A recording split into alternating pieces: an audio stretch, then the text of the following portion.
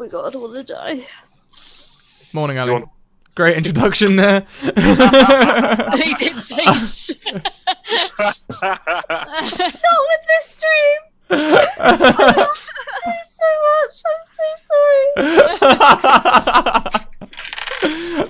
Okay, so it's extra funny, chat, because what we did is before I was like, so if I've got a second cam in Zoom, if I do like a visual cue for you guys to mute, will that be okay? And they were like, yeah, definitely, we'll all mute, it'll be fine. I did the whole list in front of their camera, and Alice went,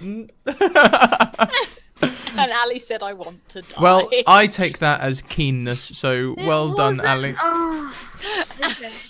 You can only blame it on Alice anyways, because she's DM. Indeed she is. So, and don't blame me, Ed. Otherwise something bad will happen. So, let's hand straight over to Alice, our DM for this session. Hello, Alice, as everyone knows. This is a campaign called A Necromancer's Wish. It is based in my own homebrew land of Izara. And, yeah, does everyone want to go around and explain a little bit about their characters? And Adam, I'm probably going to get you to do the review of last week, if that's all right. Yep. So I'll go to you last. So, Ed, do you want to say a bit about your character? I play Varathion Elf, he's a Dragonborn cleric. He's an uncommon race in this thing, bro. He's a silver dragon technically, but he's got black scales mostly. He got some silver scales that sort of shimmer when he casts, and when he casts bigger magic, the black ones also turn into silver ones. And he was in prison, so he kind of pissed about that. Okay, so Ambly. Hello, I am Ambly. I play half elf Ina Silva, who is a fighter, and she's on a quest to find her lost brother that sort of just disappeared from the plane of existence, I believe. And his name is Taryn, and yeah, what else? That's fine. Ali, go. Okay, great. Hi, I'm Ali. The whole dying thing was just lack of sleep. It's not this campaign. I bloody love this campaign. Yeah, I am playing Charisse Pevensey, who is a human, and that she is currently undead. She's a bit of a skeleton walking around, and she's a sorcerer. And yeah, her memories are a bit shattered everywhere. But yeah, it's going to be interesting to see how we go with that. And Adam, do you want to finish the bit of it and give a little thing about what happened last week? Certainly. I play Alar Galanadel. Alar is an older thief who has been around for a few centuries now, stealing things here and there, and trying to figure out more about the demise of the Magpies, his gang of thieves that seem to move into, well, slave trading children, maybe? Changing them some way? Mutating them into animals? Who knows? It's very, very strange. Earthen Lady has redeemed give a player a disadvantage. Which player would you like to give that to, please, Earthen Lady? Ha! Scrap! Of course, brilliant. I'll take the disadvantage. Good morning. We also from yesterday's stream, Ed donated a whole bunch of nat 20s that didn't get used, so we have another like 4 nat 20s going around. I've got 2 now. Thank you for the host, Earthen Lady. That's amazing. A little loud though, I think.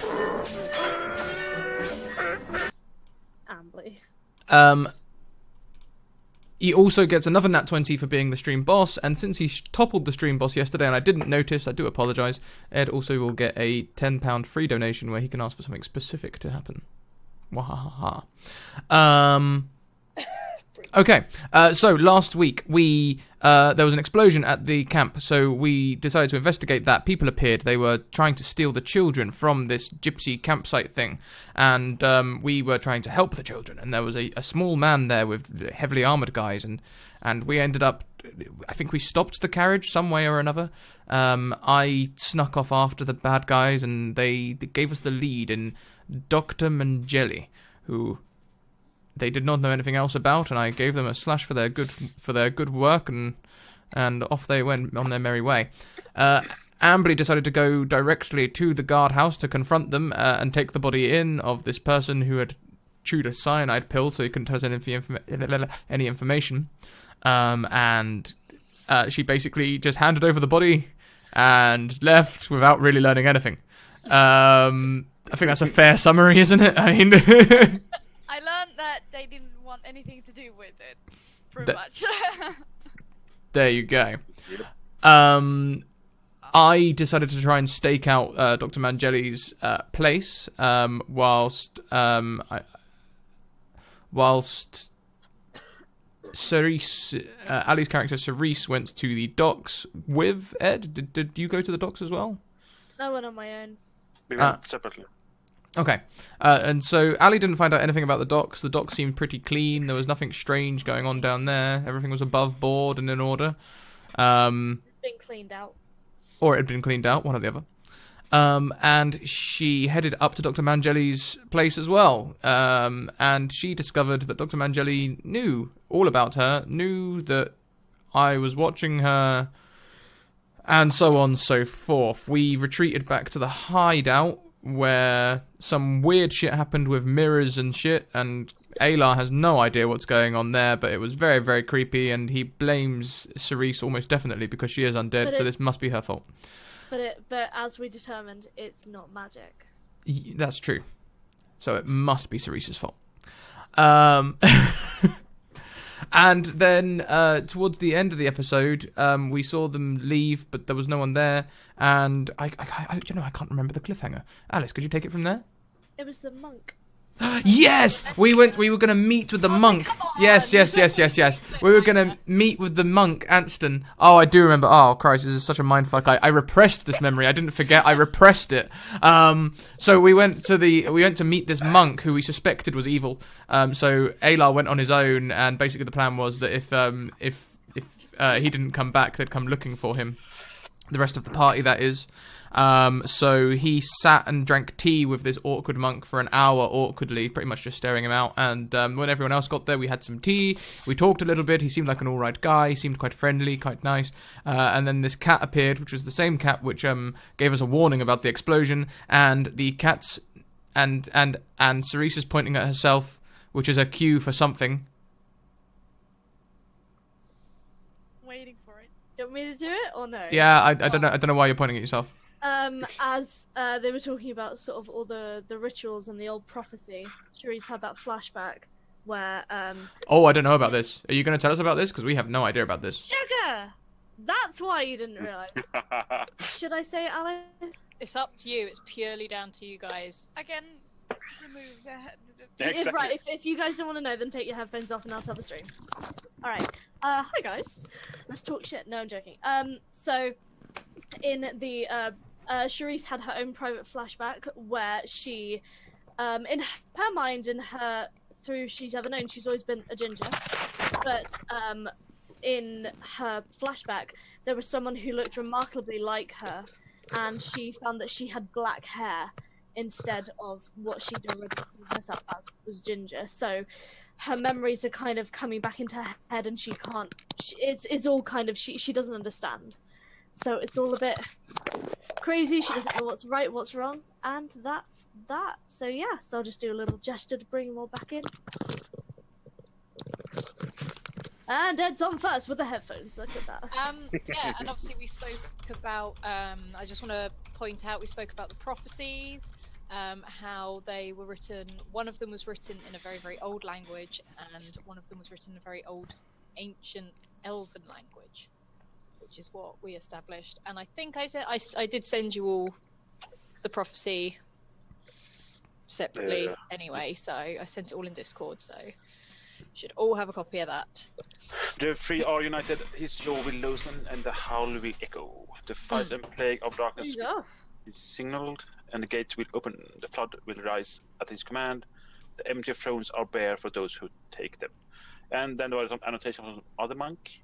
He seeks to throw open the gates, kill the third, and take the empty throne to let the world in shadows in. Yes. And I think I'm going to ambly just describe the last little bit that happened because it made her eyes bulge. So I can hear it. So. Manga eyes. Yeah. Yeah, so we spoke a bit, and then suddenly this black cat appeared again that we haven't seen before. That kind of took a liking of Ina for some reason, and this monk knew about this cat and like, oh, my little companion sort of thing. So Ina asked, oh, lovely, what's his name? And he said Taran, which is Ina's like brother that disappeared, and I did not expect that as a player. And if you go and rewatch that episode right at the end, you can just see my face go from happy and relaxed to like, what the fuck? And you can just see my entire thought process, and it's was great. glorious. It's great. Like you won't regret just watching that bit because that's great. Right, okay, so we're going to jump straight in. We're going to literally lead off from that point. And Anston's there, and he's like holding little cat's face, and he turns it and his own to like look at you like, look how cute he is. Like, he is really obsessed with this cat. So, do you guys want to react at all to this? And Yeah. I feel like Emily should begin with that reaction. Might not want to share it. I think everyone knows his name by now, but yeah. So after like the shocking, I don't know, realization, she just goes like, what? What? Who named him? Who you named him? What? What? Where did he come from? What? I just... He looked like a... I don't know, he felt like a Taran, so I sort of called him Taran. Okay, where did he Like, come from? what's wrong? I haven't offended you in any way, have I? Nope. Absolutely not. So, where did he come from? Oh, okay. I just found him wandering the streets outside. He came into the church one night and never left. So he's my little buddy that I keep with me. She leans in like really close at the cat and like. And Anston's like, "You okay?" Like he's looking to the others like, Ina, Ina, is this bothering you, Ina? Is there something wrong? Yes. Have I done something? I don't mean to like upset anyone ever. I am not upset. I'm just really confused and As you, by the way, get into like this cat's face, it just like looks at you, sort of like cocks its head, and then just rubs up against you. So it's like, well, he does like you. He does seem to like you. Do you guys know Ina's brother's name? I think so, yeah. I think we went through it. You've heard it mentioned briefly when you saw his name on the Yeah. list. Yeah. Do you have something against cats, darling? Oh, the other way around, and she pulls up her shield and shows the little cat emblem. Yes, of course. I thought it was ironic. So just because it's your house emblem, does that mean you actually like them, or you just put that up for like public appearances? Well, it's our pride. It's a family pride, but I see. also there's a black cat here that likes me, and his name is Taran. Coincidence? Maybe, but I don't think And so. I sort of lean over to the others and I said, did she perchance hit her head on the way up here? Do I hear Can- this? Someone remind me the significance of the name Taran. Ina seems awfully hung up on it. That is my lost brother. Oh, Okay, so now the name is your lost brother, or are you claiming that this random cat is your lost brother? Because there's two different things there. Oh yeah, absolutely, I agree, but I'm not sure. I'm fairly sure that, darling, there's going to be more than one person in the world with that name. You do realise that, right? I do realize that, but like, look at him.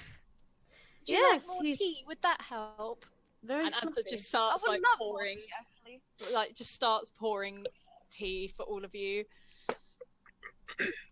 He's Okay. like, Thank you. Is there anything else I can help you with, or any questions, or I have one actually.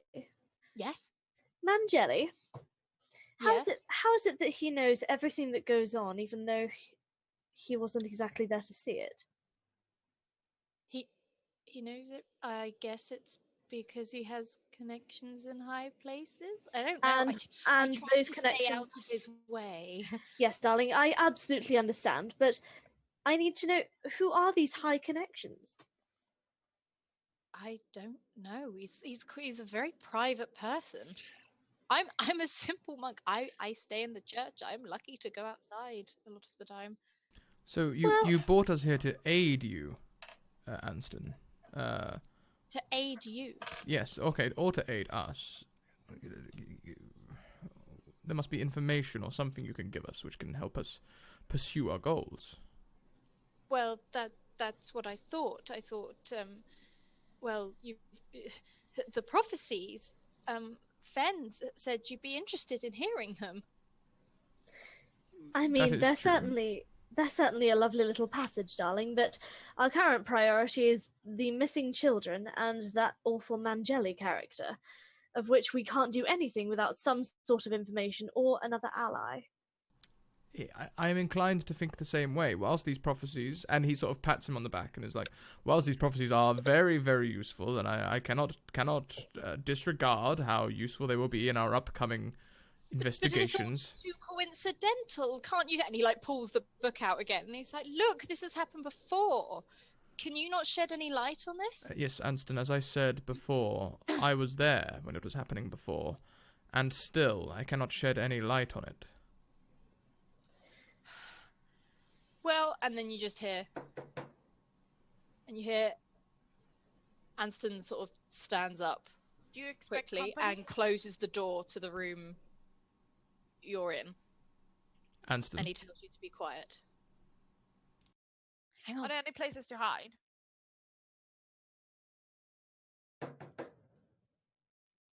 Like, can I? And then you hear a familiar voice. And it's Monk.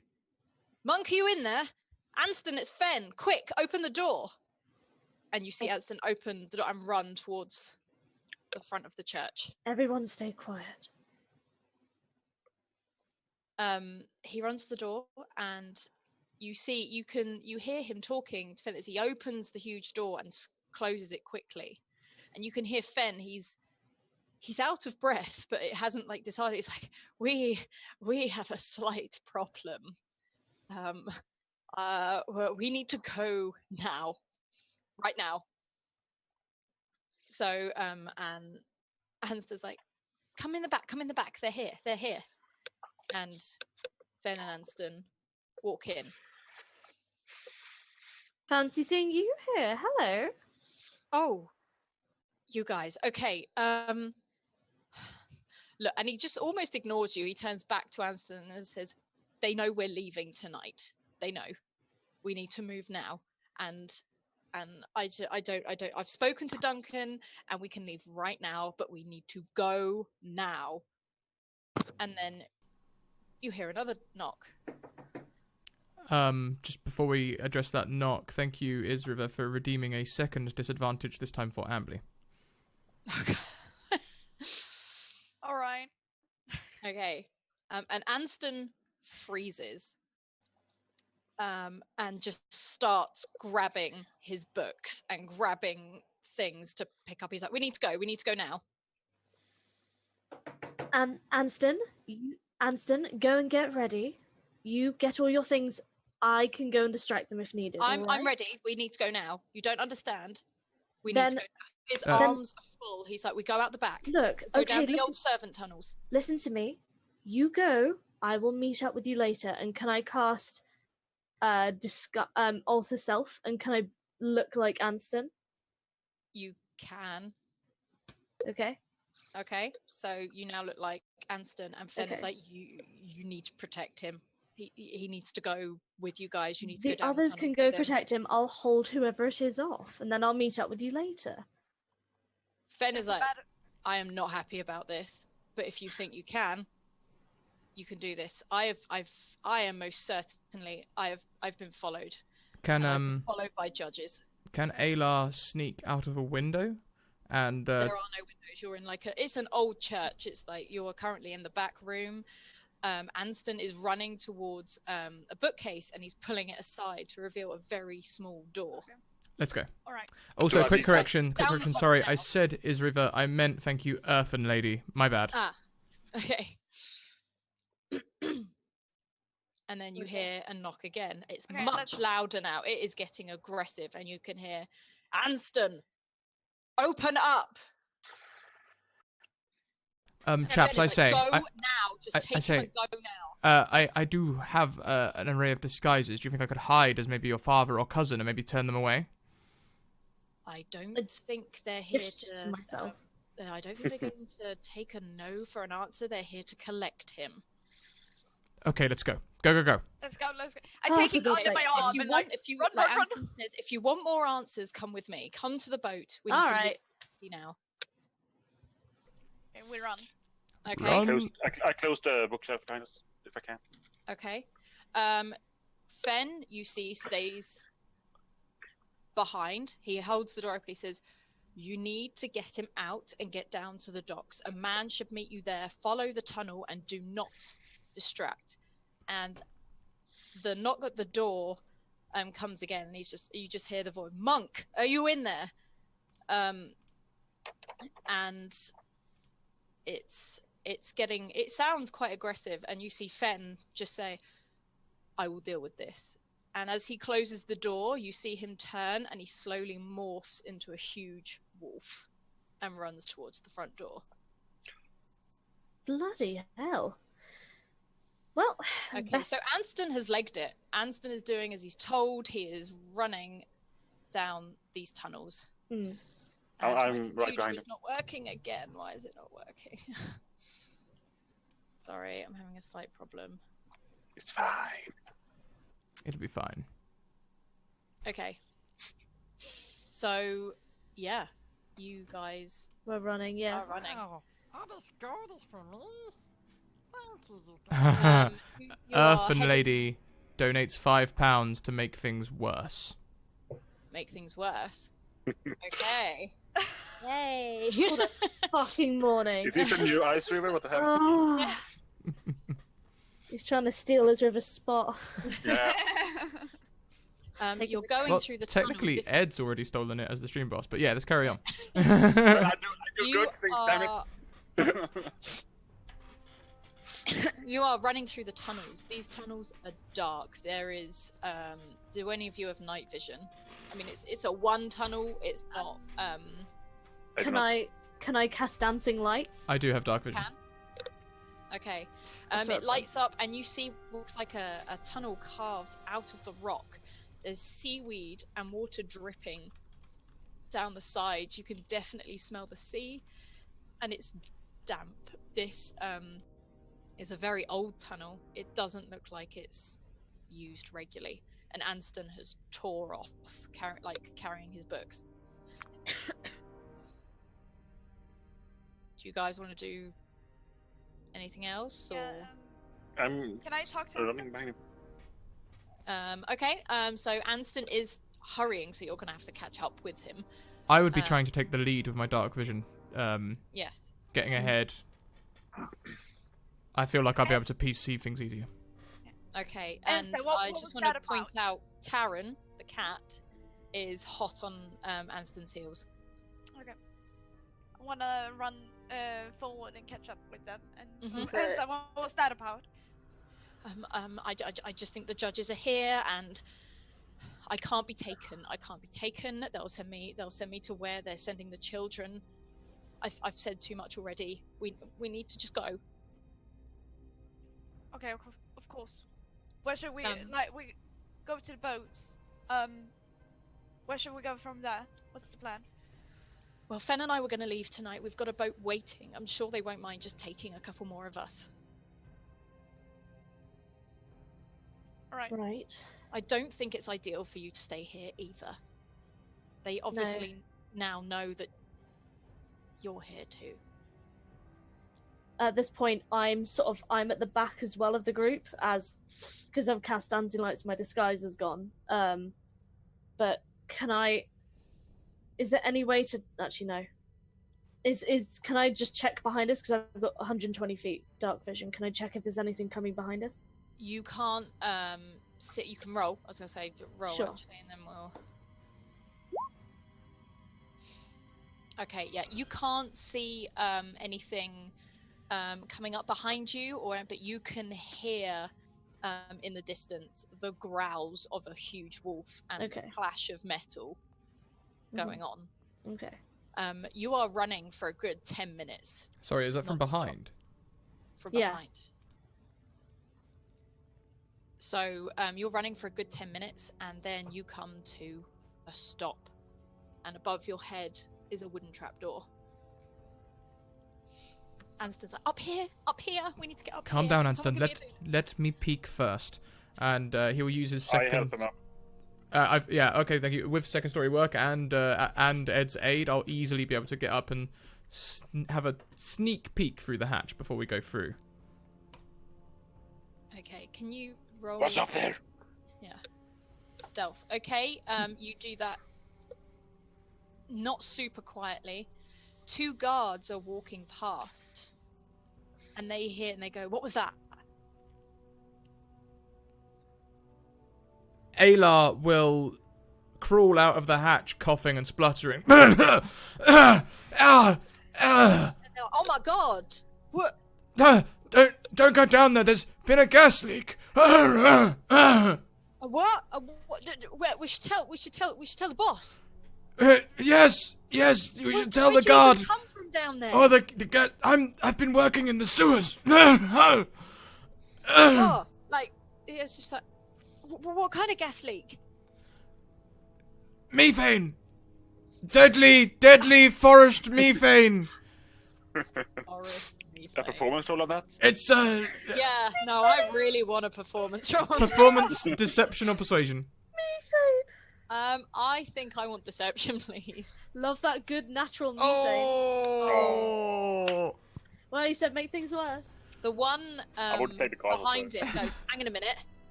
That's him. That's one of the ones we're after. I attack. Okay? You're the only one up there, so roll an initiative. Yeah, can I guards. jump I out? want of to prove the them, as the well? rest of them up as well. Yeah. In what let's order? roll initiative. Are you hang on. So are you all jumping Yeah. up and Are you- out? Yeah. Yes. Oh. Who was first after Scrat? Right, I got 2. Bam! I got 2. Oh. So Bam! Look at you. okay, so Charisse. 11. Oh wait, it's Ed. What have you got? 11. 11. Okay. Okay, so it Okay. goes Charisse. It goes Warathlian, Ayla, You guys with your rolls. Ina, and then the soldiers. Okay. Can I cast? Let me double check. Okay, I'm gonna cast magic missile on one guard. So Okay. 3 bolts on one guard. Mm-hmm. And bam! Okay. Sorry, hang on. I don't know why my. Yeah. Okay. This guard staggers back. He is really wounded. Sorry. He is severely wounded and falls back. Right, so now we're Athlian. Am I upstairs or do I need to jump up first? No, I've sort of assumed you've all got up and out of the place. Alright. I will use a war pick. And we do +4, 13. 13 to hit. Yes, I think. Yeah. Yeah. No. It hits. Right. So, which Damn one are it. you attacking? Oh, you got what dice? Where's my T8? The one who isn't hit, I guess. The one who isn't hit. Yep. Okay. And I shall do +2, so 9 damage. 9 damage. Okay. He sort of takes a knockback as well, but he staggers forward, drawing his sword. Okay. Aylar's go. Ayla will go to the one who looks weakest of the two. So the first one got hit the worst, right? Yeah. He will try and hit him very hard with the pummel of his rapier, trying to do non-lethal damage. Mm-hmm. Okay, because that's 20. I'd say you achieve what you want. Okay, this guy goes down. Okay. Not straight out. And then as my bonus action, I would like to use my roguish cunning action to try and take the weapon from the other guard's hand. She's gonna try and take it. Okay, you're gonna need a good roll This just to take it. arm. I'd like to use my nat 20. Yes, okay. So in some sort of weird Jackie Chan way, you get it off. In fact, do you want to describe how you do it? So I will grab his wrist and twist and sort of pull down on the pommel of his own sword, dropping it to the floor, and I'll swipe it away with my feet. I will just hold him against the wall and be like, "Tell me, who is the boss, the master?" The boss, the head of the captain's guard. I don't like, and he's sort of just panicking a little bit. What do we do with him? Weapon lying on the floor. Knock him out, Ayla. I think we've killed enough today, haven't we? Well, yes, I was thinking that too. But do you not think he could be useful? I think the poor dear's far too panicked right now to tell us anything important. We are in a hurry. Sorry, friend. Can Ina sort of punch him with a shield, non-lethal, and try to knock him out? Yep, you can roll for that. I want to At use 20, my you kill the man. natural 20. You're gonna use your natural 20. To knock him out, and I assume that means like my control of my punch. Yeah, your control is good. You literally poof, and this guy drops to the floor. And he is knocked out. Yeah. Right, spit spot, let's keep going. Docs, yes? Scat, Okay. just a question. Indeed. My stream boss, 10 pounds. Mhm. Can I divide it into 2 pounds and give more crits? I don't see why not. If that's what you'd rather do, yeah. Yeah, well, I think so. So you get 2, and the other 3 get 1 more. Thank you. Yeah. So everyone increase your nat 20 total by 1. I think I might have to look at some way of tracking I have 3 these. nat 20s! Tracking these Woo! on I was stream gonna say, somehow. 'cause Ali and Ambly also have Sorry. 2 nat 1s, don't they? No. Yeah. What? Why? Yeah. No, You both not have a nat natural 1, I one. thought. Disadvantage. Earth lady. Disadvantages. Ah, yeah. Disadvantage. Okay. So I guess. I thought just Stanley got one. No, No, you do. both of you got one. Okay. I've I think. one. I've 1 nat 1 and 3 nat 20s. Was Scrat got one? Yeah, I had one. It was used up on my when I opened the hatch though, and I rolled that stealth, and I just got 10. Alright. Yeah. How should we do that? Should I do it at disadvantage next roll? Do or the next. should you Do the decide next roll as a disadvantage, and then we know. I think if you're Yeah. using your nat 20, that doesn't get disadvantaged. That'd be cruel. No. No. No. That's really mean. Okay, so you Because are that's at his, technically the his room. docks. You are on the. You can see the boats around you, and there are lots of barrels and nets, and you can smell fish and see. You can smell the fresh sea air. It's dark, and you can see some of the boats further out, and you can see Anston is just like, over there. We need to get over there. What's between us and And over he there? heads off. And he heads off. There's Like nothing between half us of and over there. Sorry, you both spoke at the same time. What? And they go. Like, does he run there fast or stealthily? He is.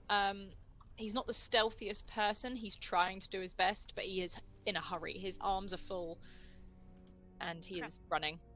Is there something between us and over there? It doesn't look like it. Like there's. So you're running, and then you're going around a corner, so that you can see boats in front of you, and he's like, "It's over that way," and he runs. We follow. I'm still at the back. I'm Is there trying- anything we can use as cover? Can we do this quite hidden, or will we be in the open? You'd have to stick to the walls if you did, because there's barrels, like the odd barrel here and there, but otherwise it's just nets. We can put barrels over our heads instead of walking. We're not Anyone doing that. got suspenders and Oh my god. Ian, I've been sneaking for quite a few hundred years. Let me tell you, that never, ever We're works. not going to use barrels, darling. It's awfully unsanitary. Can I get a perception check, please, from all of you? Alright. And I'm gonna use my disadvantage on that. Yeah, I'm gonna use mine there. Well, I got a fucking 5, Doesn't so matter. Use it. I don't have a choice. use mine. There we go. So I have 24. 24. Roll 19. Wow, okay, Ed. Okay, so like can't see Wrath shit. and Ayla are wandering around and they notice wanted posters sort of thing up. Reward For for us. dead, and you all see your pictures sketched of them on all of you. Even, I'll read them down. just a skeleton's face? No, Oh, fantastic. your normal red hair and everything. God damn it. I rip them down and bring them with me. Yeah, There's a lot, but you can rip them if you want. Well, for one over each of us, so to speak. Okay. Whilst you're doing it, suddenly, Ina, you hear Tarrant hiss and arch back as he comes running back to you, and you hear Anston yelp from round the corner. Who was keeping eyes on Anston?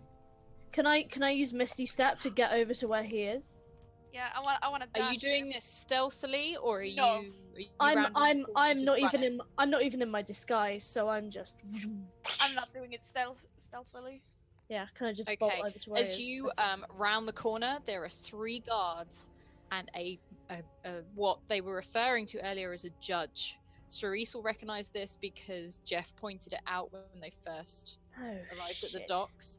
This man is huge. You're not even sure if it is a man because it is just a full metal armored man, and he is holding Anston up by the throat in the air. His legs are kicking, and he just says, "Anston, you will be judged for aiding the anathema."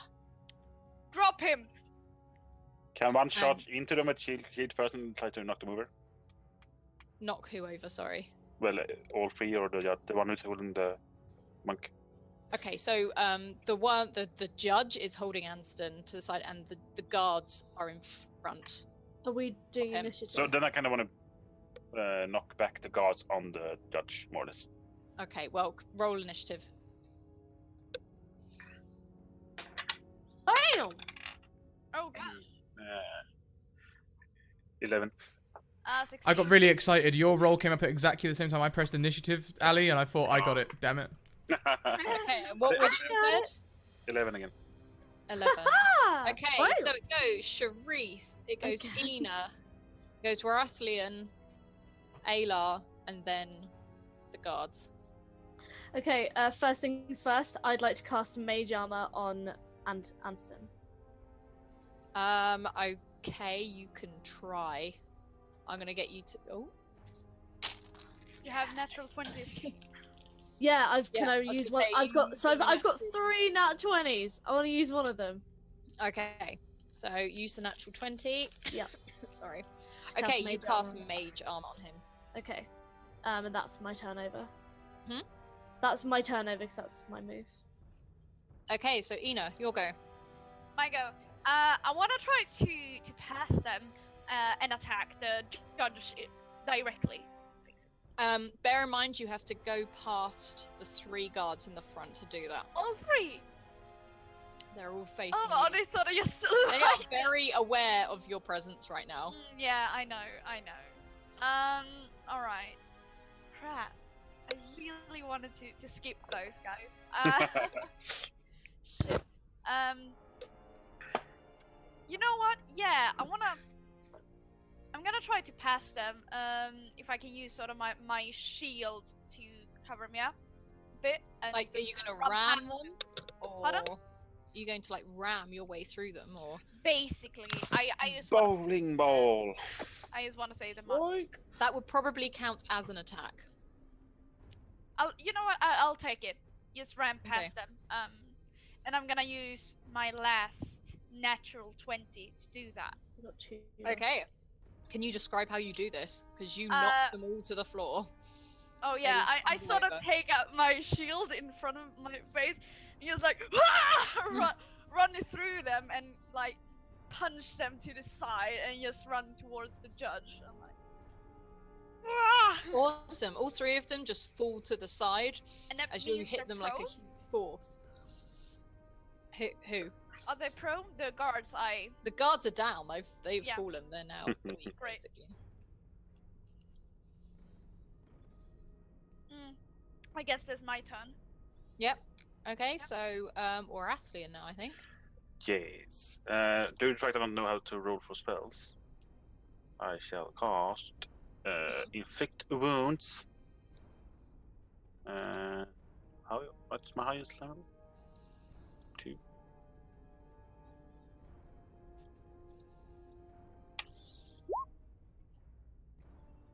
Nice. Okay, are you casting that on the guards that fall The down? judge. The judge. On the judge. Okay. What are the specifics of that? Can you just affect one person? Or I shall read it out to you. That's melee ranged apparently. Oh, that's melee ranged. Never mind then. Oh, okay. I shall attack one of the gods. Mhm. And that's a 7, so I'm guessing it's a miss. That is a miss. Unless I get advantage to the fact that they're on the ground. Yes, you do get advantage, but still, I don't think you get it. That's 11 instead. Yep. Okay, you hit. I hit and I shall do damage that's equal to 10. 10. Okay. You hit, and one of the one that you've attacked he's just laying on the floor. Really, he doesn't look like he's going to get back up. He's not dead, but he is just like He's not He's feeling well. just like, that's it, turning I'm over. done. He is clutching his stomach where you hit him. Well, that's me then. Right, Ayla. Look at him. Having cat time. Stop being a floozy with the cat and play. Come on. Ayla won't be running around the corner to face his guards like everyone else has. Instead, he will be climbing the nearest building to try and strafe around. Again, I emphasize his second story work feat, so he should be able to climb easily. Mm-hmm. We'll just take that as a given. Okay. So he'd like to drop down behind all the guards. They're all sort of laying on the floor at the moment, where they got knocked over by Ina. Specifically near the judge. So you're dropping behind the judge.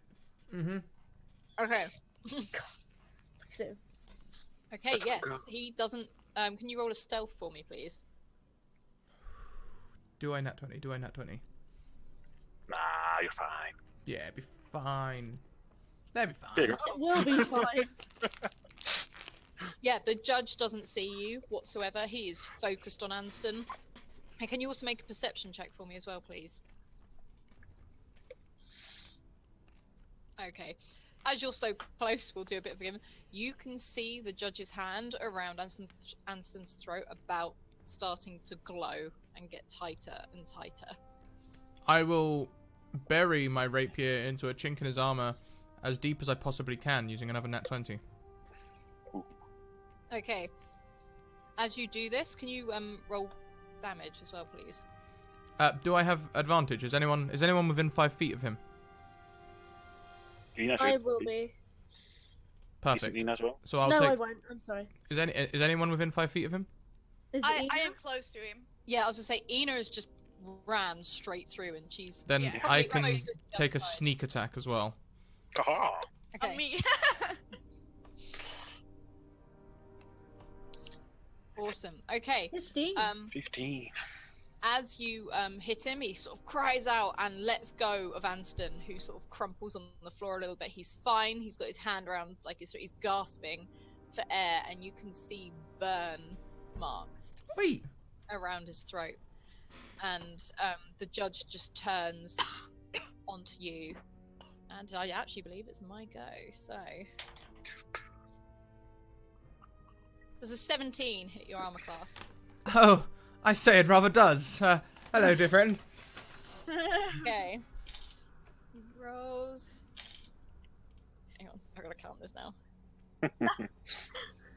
18 damage Ooh. as he Oh. picks up his huge sword and just crashes it straight into you. I'm so glad that was So me. Ayla will probably go flying from this. He'll be crumpled on the You floor. are sent over. He is not downed, but he's certainly not up. And he just starts slowly, because it is still heavy metal, walking towards you, and his hand starts to glow again as he reaches out for you. Help! to Charisse. Okay, I want to cast darkness on where he is. Hmm? So he can't see where he is or whatever. So that is a... That affects me as well, doesn't it? Yeah, it does. It's 15-foot radius. And Ayla. Crap. No. Should I? Fuck it. No, we're gonna go with a firebolt instead. I'm gonna do fire, and I'm gonna use one of my nat 20s. Okay. So... Bam! Oh, it's only 10. That Earthen Lady donation certainly using up a lot of our nat 20s. I've got one nat 20 left. I have two.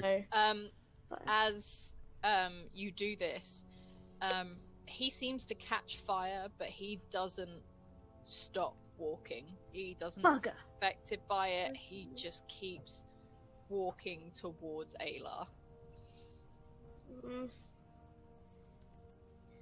Shit. If you use your nat 20, you get to roll another d10, don't you? Double damage. Ooh. Is that a thing? Nat 20 is a double damage. I didn't know this. Alright, I'll roll again. But That's it? it's firebolt, so it's not going to Fighting. do anything. Right, the skill.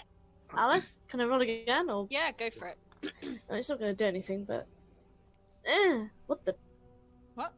Okay, so this time it will just be 5 because What the fuck is that? that's counting your crit on the advantage roll.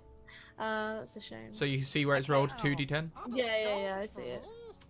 Oh well. He stops briefly. Before you carry on, Alice, Oh, sorry. Earthen Lady says, everyone's always saying how there's sunshine behind the clouds. Well, behind these, there is even more rain. Yes, another bad thing. Okay. I'm going to change that slightly then. The judge turns to Charisse and points at her and just says, anathema. What the heck does that mean? You see me, And he darling. I'm starts to undead. walk towards you. I'm undead, darling. Try and hurt me. Anathema. And he keeps walking towards you now. Oh, bugger. This is why I stayed in the woods. And yeah, that's my go. Yep, I think that's now Warathlian's go. Or is it Ina's? Sorry. Ina's Ina go. first. Yeah, Ina it's my first. turn.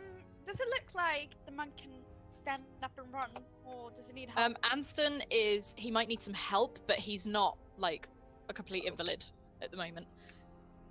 Okay, can I just sort of drag him up and like run to the boat? Are you running with him? Yeah. He won't be able to go on his own. He is hurting. Like it's not like he's struggling to breathe than Okay. actual, I'll sort of take him one hand. I put away my sword, and I take one hand to sort of help him walk and run towards the boat, and I keep my shield up, basically, and try to Okay. escort him safely to the boat. Okay. Keep the water going. I'll be right back. Thank you, Ina. Okay, so the judge it seems now to be focused on Charisse, so he's not even like looking at Anston running with Ina away. So, okay, now we're Athlean. What are you doing? Now I shall cast Guiding Bolt instead. Okay. Oh, dang it. Is 10 a hit? That's still, yeah. Oh, a 10. No, sorry. No. Not a hit. It just bounces off him. He doesn't even notice it. Ayla, your go. I love Earth and Sorry. Ayla is very, very hurt right now. you are sort of propping yourself up. You took a massive hit. Yeah, I know. I only have 1 hit point. He will turn and climb the building once more. Can you? No, he's good at it, but He is you also are quite injured. so. If you want to go half speed or anything, that's fine. Yeah, I was going to say, can we do half speed so you're sort of So, I mean, awkwardly climbing? as long as the Slip. building is only 18 It's not feet. a huge building. It's like a little. Okay, then he'll just sort of like collapse on the roof then, not being able to move away from the wall. Okay. And he will sort of just prop himself up with his short bow and fire a shot off at the judge. Okay. Can you roll, please? Do I nat 20? Do I nat 20? Do I nat 20? We've only got 2 hours left. Let's use a nat 20 on it. Okay. Okay. So, just roll damage. Boom. There's 11. Awesome. Okay, this does hit him, and he does cry out in pain. You hit him in the shoulder because he's walking towards Charisse, and he sort of briefly, like, stops and staggers to look at the arrow, and he just snaps it in his arm and throws it aside. And then he looks to Charisse and just says, "You pretender." If he's... Was he within 5 feet of Cerise? He is right up close. In that case, can I have the sneak attack bonus on that as well? Yes? Yeah, of course you can. All that Yep. damage! Die! Die, damn you, die! We'll say you lease another arrow for that one because you hit him again. And then you hear a snarl, a growl as the wolf comes tearing down to the docks and throwing it. This wolf is bigger than the judge. It is Damn. huge, and just Bloody hell. takes him out. There is a bit of a scramble, and you can hear Anston calling after you, like, "Come on, run!" Bugger me. Can I... Damn, that didn't work. Can I sort of run underneath the sort of up to the building that Alar's on top of it? I'm like, come on! You can get down. You can, but I don't know how. Like, what are you doing, Ayla? Ayla is gonna stay up on the roofs and slink away on the roofs, following the Bloody hell. Monk. Oh, and Earthen Lady points out that I should have had double damage on the sneak attack for the crit as well. But I mean, we can leave that for now, and we'll just remember that in future. Thank you, Earthen Lady. So yeah, I'm gonna try and sneak away with them. If everyone's getting away, I'm gonna slink away on the rooftops alongside. Okay. Okay, so are you guys all running to the boat? Yeah. I'm actually... Well, I want to stay near where the wolf's killing the judge, actually. The wolf and the judge are just hacking at each other, and you see the wolf grab the judge with his huge jaw and just throw him into the water before running off towards the boat himself. Fair Going to the boat enough. then. I just sort of I sprint off. Wait, Yeah. who threw who in the water? Wolf through judge. Okay, great.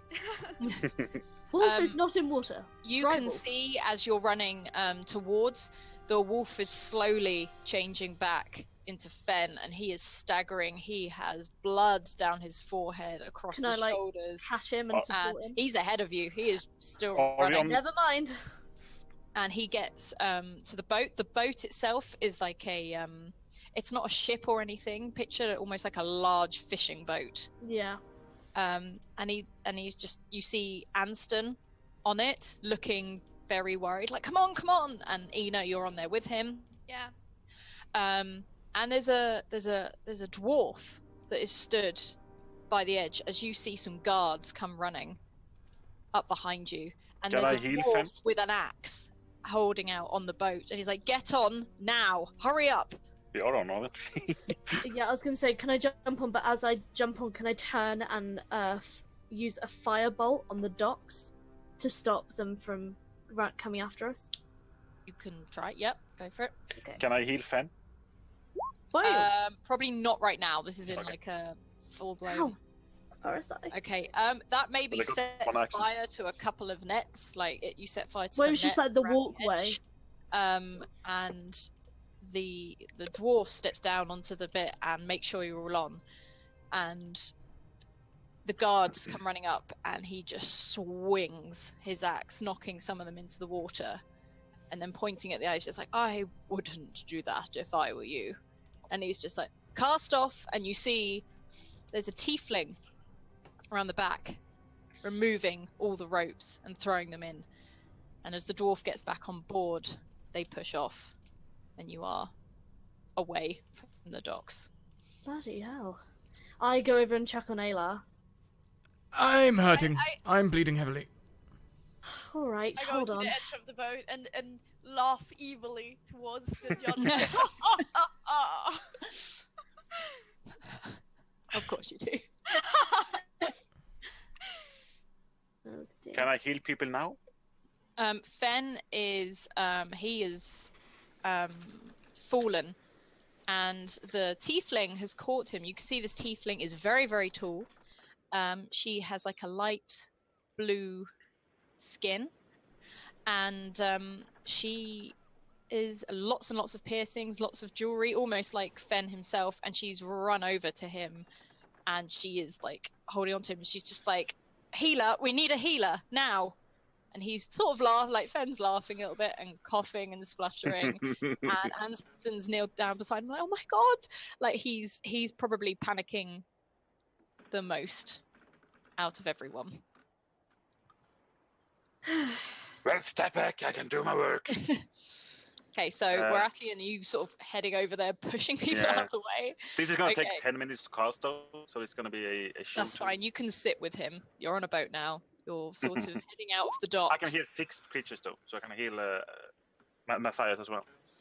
Okay, That, no, awesome. That isn't correct, because that's gonna be 7, 9, 11 healing. 11 healing. Okay, let me just. Awesome. Okay. So. Yeah, so you're now sort of pushing out towards the sea.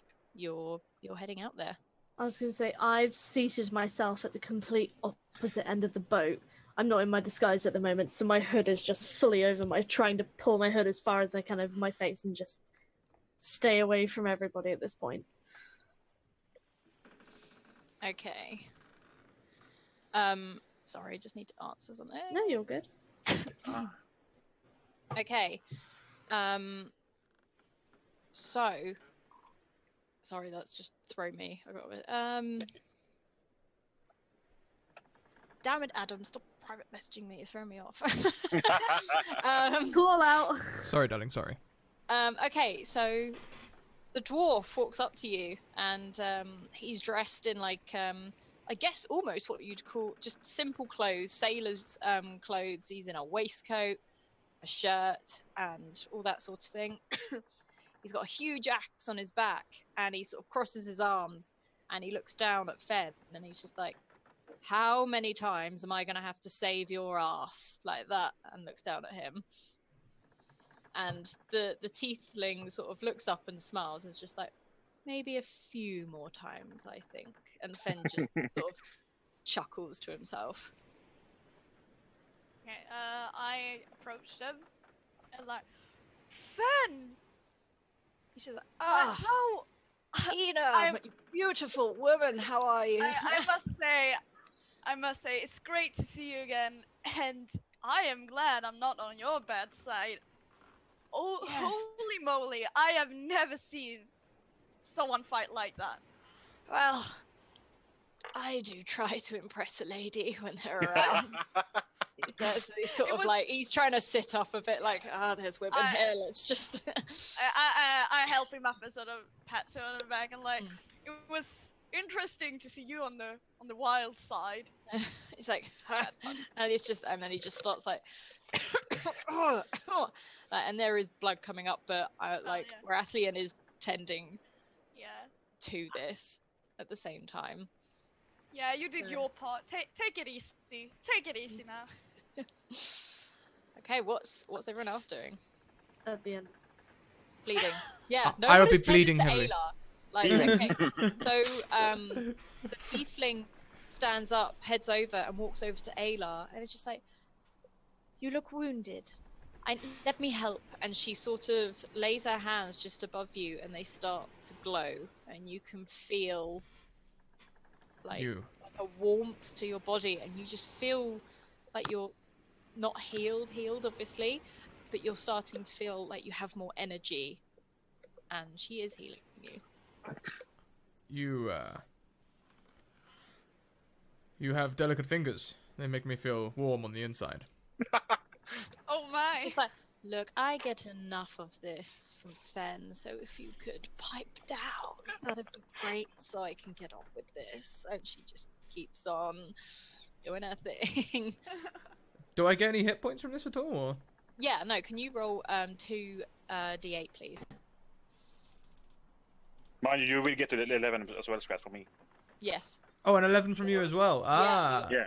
Well, 18. with the 7 and the 11, that will be me back up to full Back to health. full. But I'm Okay. still going to lay there like, oh yes, just Yeah, oh, a no. little bit more. I feel awful.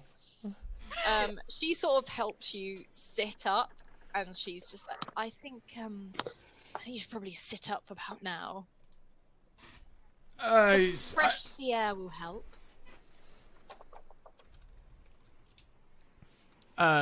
Yes. The fresh sea air and yes, I suppose it will. She stands taller than you. She is very, very tall, very pretty. But again, like almost dressed like Fen, so very colourful. She wants to be obvious. She's like, "Would you care for something to eat, all of you?" And she sort of looks around. Absolutely. I could eat. And she and the dwarf comes over and says, "Ah, fantastic!"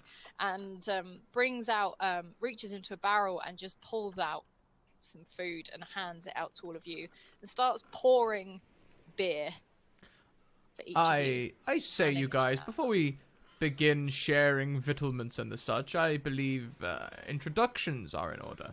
My name is Aylar Galanadel, and these are my now dear friends. This is Ina. We have Cerise. Ina Silver speaks over you. Thank you, Of course Ina. she does. We have Cerise and Waraflian. Tell me, what are your names? Ah, of course, he says. And this dwarf is standing sort of your waist height, firmly grabs your hand and shakes it. It's like, Castile Greyborn. Fantastic to meet you. Castile Greyborn, a strong name, and he looks to the tiefling. And she's just like, what do you think my name is? Insight check. Insight check. Well then, She looks On a 14. like a. on a 14, you could just see she's just messing with you because you're quite confident. She quickly bows her head and says, my name is Inoxy. Hang on. Before you do that, I'm going to say, well, your dark complexion and beauty make me think of the moon glistening on the waves. Now in Elven, that would be Sylvanodel. I believe that name would be fitting to you. Do you think so? Because I Indeed. much prefer Inoxycathos. Well, I wasn't even close. I'm afraid Not not. loudly on the other side of the boat. Now, I say, just a little bit of a custom where I'm from. This may shock you. Could I maybe see your upper arms? Both of you, I mean. And he will lift his sleeve, showing the symbol of the magpies. Okay, so Castile Greyborn's just like, I have markings too, and he pulls them up, and they're just like a tattoo of a hammer and an anvil, and he's covered in tattoos down his arm. Like a Old proper sort sailor. of very squarish design dwarven tattoos, and Inoxy just looks like, I don't have any. Does she reveal her sleeves? Are they already revealed? Or? She does. She's like in like just like a leather Oh, okay. waistcoat type thing, so you can see her arms apart from like there's bangles and things like that. Oh yeah, excellent needlework, isn't it? I suppose they get the little birds working away down in the butcheries and the mines, and that will actually be a coded sentence in Rogues Can, just to see if either of them understand Rogues Can. It means using the reference to the little birdies and the butcheries is a definite thing for the magpies. Yeah. Inoxie just sort of stares at you quite confused, and to be honest, so does Castell, but he sort of laughs it off and goes, "Ha! Yes, my friend," and then slaps you on the back and walks off. He does not have a clue what you're talking about. He's being polite. If Warathriel is still near me from the healing, and Ina, I know Cerise is hiding at the end of the boat, I'll just say they don't seem to have any allegiances with any shady parties that I have discovered yet. I Well, would say that's a good thing. I guess. But then... Potentially, anyways. hang a minute. Fen is the guy from the gypsy camp, right? Yep. Fen is aligned with my old order, and that seems to be turning out to be a good thing. yeah, I know, but we can still talk to them and ask them questions. We don't need to speak like hidden languages to figure that one out. I was just checking. At this point, Anston is like just pacing the boat, like wringing his hands, and the cat's sort of circling with him at the same time. And he's just like, "I can't believe it. I'm an anathema now. What do I do? This is what. Now what? Like." Pardon? he Pardon? just keeps- What's that? Like, what? What did you say? You're a... I'm an anathema now. My mother is gonna hate me. What exactly is an anathema? I'm excommunicated. I've been chucked out the church. Now what do I do? That didn't answer my question. A what? Well, you said yourself you're anathema now. I am What an is- anathema. What is that? I am an excommunicated person of the church. I'm no longer welcome. This was my life. Like, what do I do now? And he's just pacing. He's like, and I got Fen hurt, and I almost got all of you killed, and and he's just like fussing, basically. No, they weren't even close, my friend. Are you sure? Because it really felt like it, and then he's like feeling like you can see on his neck still there is just like a big burn mark. He's like, this is really sore. Yeah, like, they weren't even close. They're gonna have to send much bigger guys to get rid of Do us. you require But- aid as well? Yeah, you should probably have a look at that. On your neck. Does he need help? You can, like, I don't know, to be fair, it's one of those things like a cold towel will probably help more than anything So else. I can do the medicine check then, maybe. Yeah. That's not rule. I should just choose rule 20. It sucks. You slap a cold towel on there. Yeah. You're Feels just slightly like, better. he just holds it there and sits at the edge of the boat in just like inner turmoil. You're gonna be fine. You're gonna be fine. Okay, so Castle Greyborn wanders over to Alar, finding him fairly interesting. He's just like, so, how do you know my friend here? And he sort of gestures to Fen.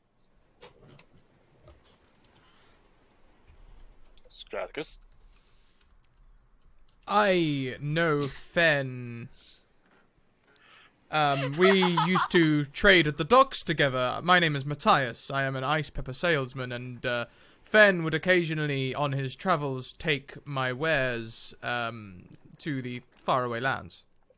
Oh, interesting.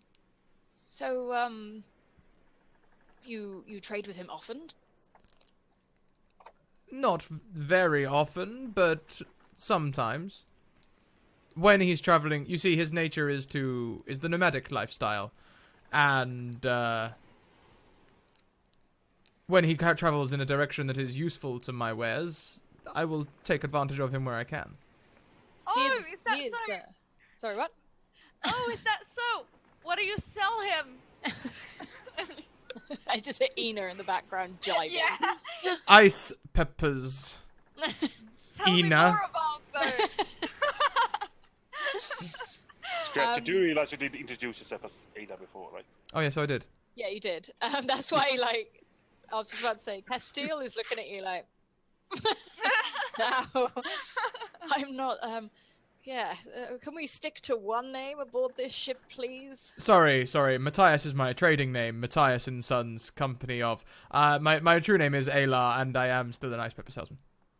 A rogue at his finest. Yeah. I can make persuasion or deceptions if you want me to, because I am walking that line. Yeah, you Yeah, are. no, roll it. What do you want? I want a persuasion. Oh yeah. Yeah, I'm like, oh. Majestically done. He's like, yes. So it's like, well, how long ago did you meet him? I myself met him when I used to build ships before I could before he helped me own this one. It's not quite a ship, but I love her nonetheless. Of course, when I first met him, he was the teacher and I was the student, so he hasn't changed much in the last 50 years. Who hasn't changed much? Fen. No, he hasn't. It would be due to his. Tell me, how long have you known Fen? Since I was a boy. He was my teacher. He taught me how to ship build. He got me the job. For the last 50 years. Tell me, are you in? Does he let you in on his secrets? Secrets? Yes. Come, What kind of huddle close. I will tell you things about Fen.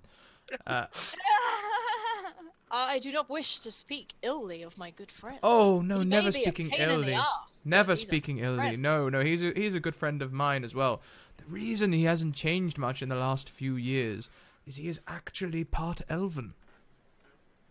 Really? Indeed, Now this yes, he didn't yes. tell me. No, I'm an elf myself. I've known him for a couple of 100 years now. And I mean, I assumed. I mean, no man stays that in such good shape for all these years without having some sort of elven magic. But Yes. Well, yeah, he doesn't like to talk about it. You see, a couple of decades ago, there was a lot of bad press for the elven kind. I should know, and he sort of like pulls back his hair so he can see his own elven ears. There was a lot of bad press, so he likes to keep it under wraps for teaching and tradesmen's purposes. I see. Well, your secret is safe with me, and he slaps you really hard, like on the back. Probably he means it in a friendly way, but it is almost knocking you to the side, sort of. Ayla wasn't expecting that at all. He may well go flying. Like, Yeah, can you roll athletics, please? Because you're both leaning on like the edge of the boat. athletics. Well, he's not. It's like up to here on him. Athletics or a dexterity save? Dexterity save. Oh, thank you. I say I'm going off this boat. I'm still going off this boat. Okay. You fall in, and he laughs. He's just like, "Oh, what you're doing?" And Ayla is he not a strong throws in swimmer. a rope. He throws a rope in after you. He's like, "Come on, you youngling, get up." And he's like scrabbling at the rope, like ah. You guys have just seen a dwarf slap him heartily on the back, and Aylar's gone over into the sea. Blah, blah. What is it? No. What are you doing, man? Kind of throwing her rope. I've thrown him a rope, like he is. It's just like, I'm sorry, lad. I didn't realize you weren't as hearty as I first thought.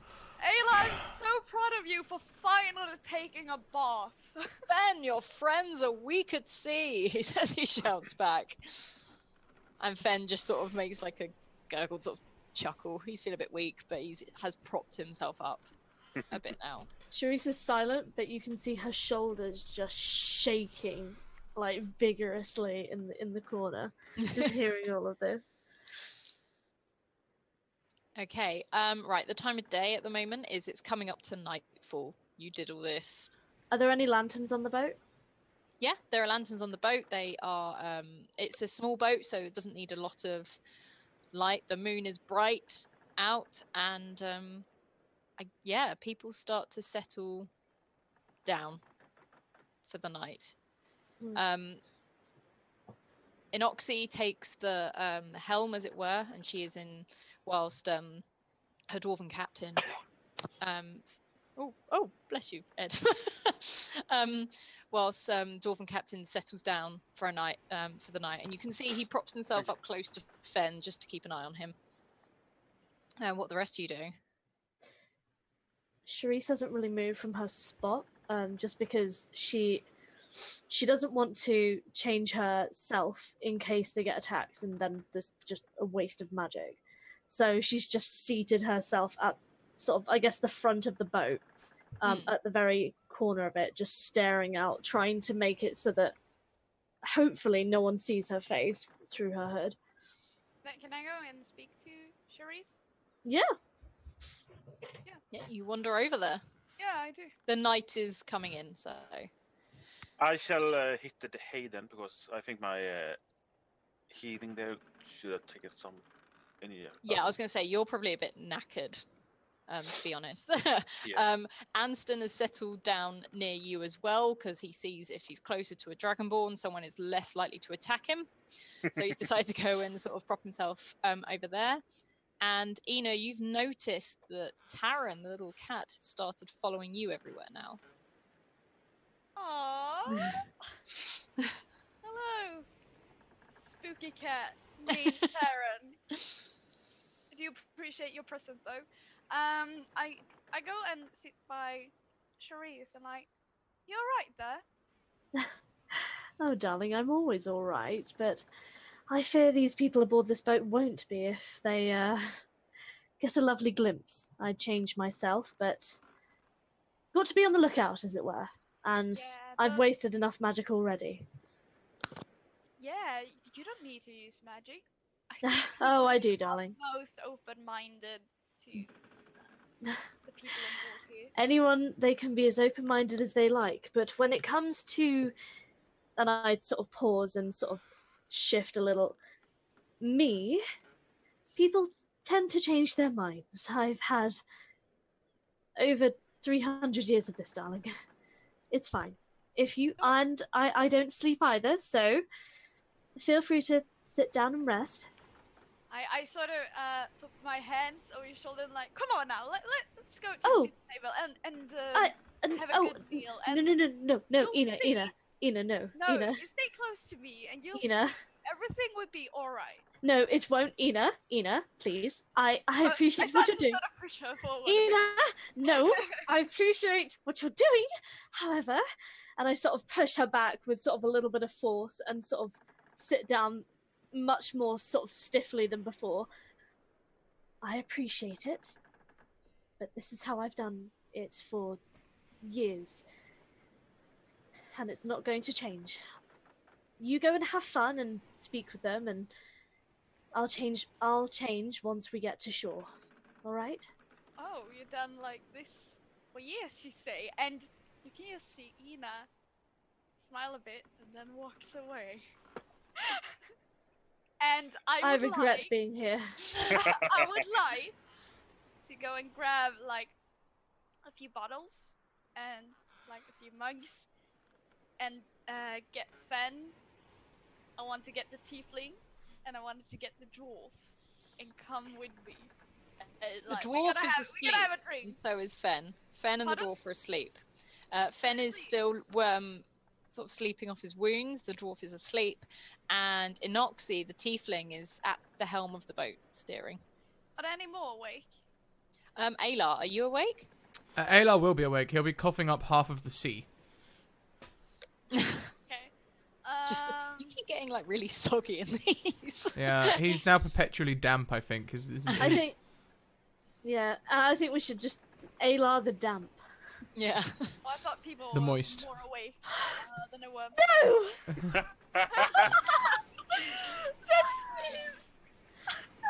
Well, it's just people that were moist. I don't know. I don't know. That was a sneeze.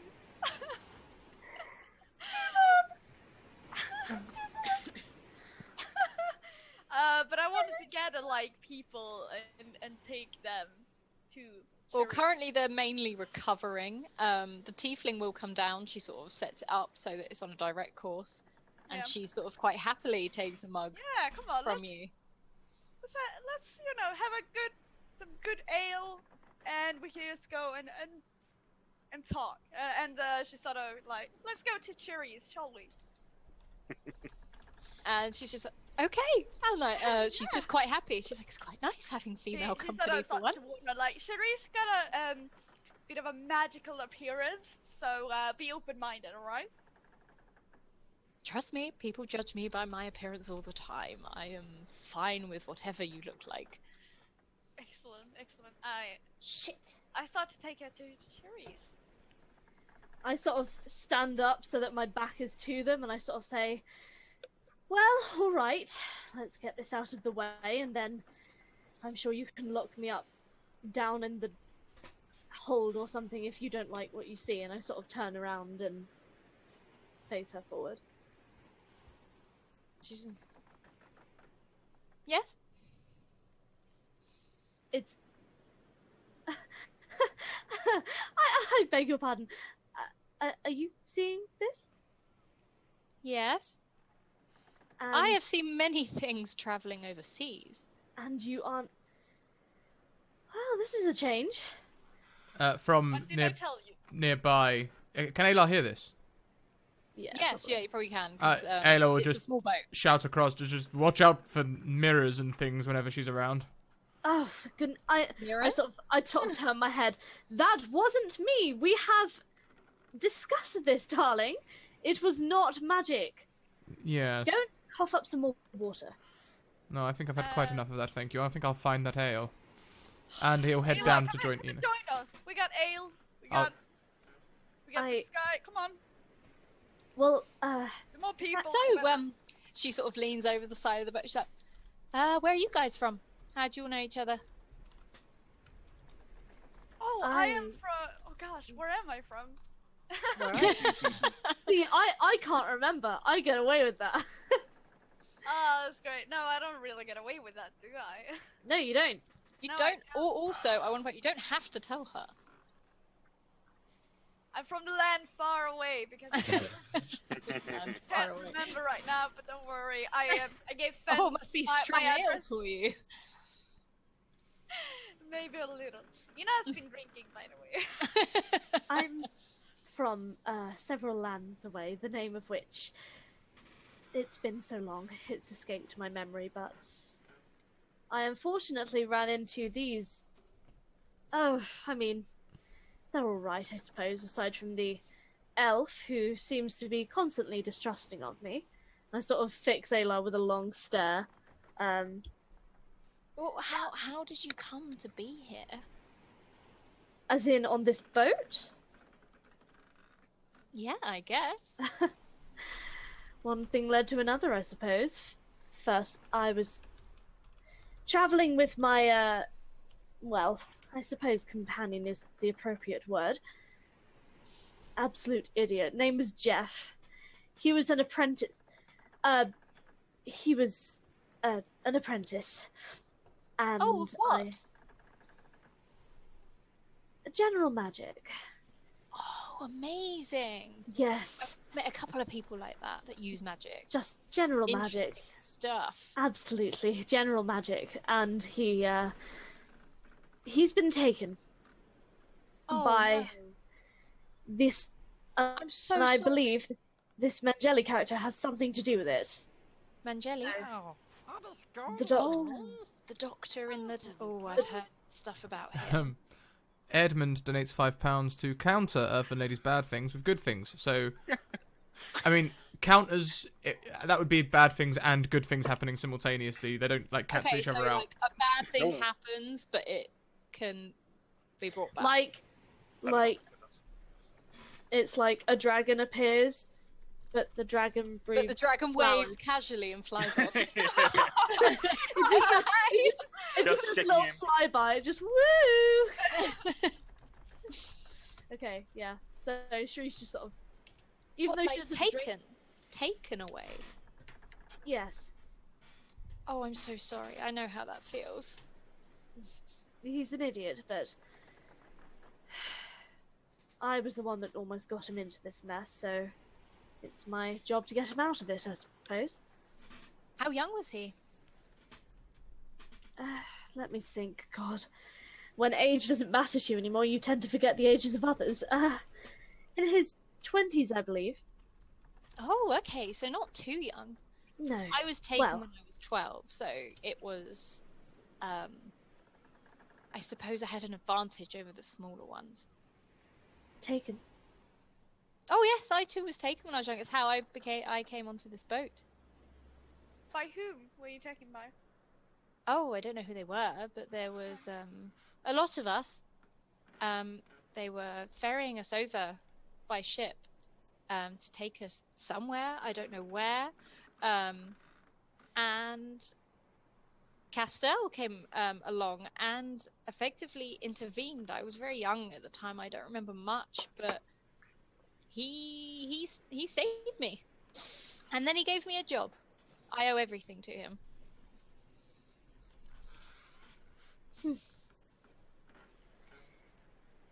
Well, I suppose we're all quite lucky we're here, aren't we? I appreciate it every day. God knows what would have happened if I got to the other side. Where are we headed, may I ask? Oh, to Oakercliff. Well, we're going to go to Oakercliff Bay. We're not going to go into the city. Fen never likes to approach via a city. We're going to sail around the coast a bit more. He's very clever. It sounds like you're heading to the elves. I am not sure where we're going. Yeah, the elves. The elves, Anston was saying earlier, you guys needed to speak with them? Oh, God. All right.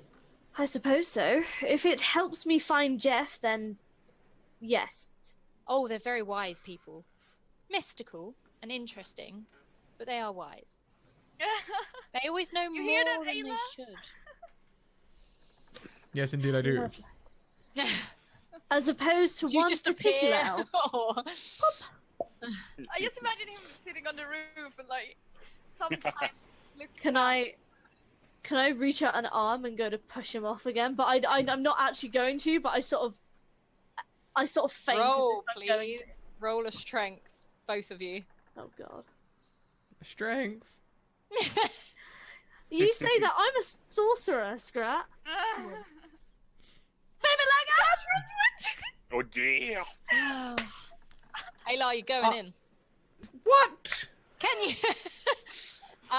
You are Abuse! Pushed over. Abuse! the side I'm again. a sorcerer. Can I make a dex save to try and grab As you- hold? Yeah, can you make a dex save, please? Hey, come on! I just want to Okay, point. as you go to, as you fall over, you're almost, like, literally just before your face, like, hits the water, the tiefling's just like, oh, you are not seaworthy, my friend.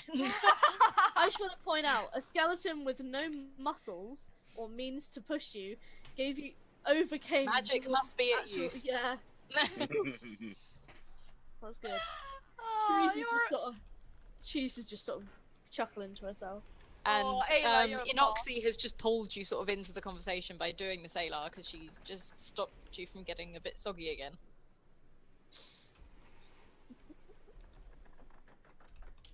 Oh. Okay, I will be in the I will be in this conversation then. I will sit down. I will sit down next to Cerise.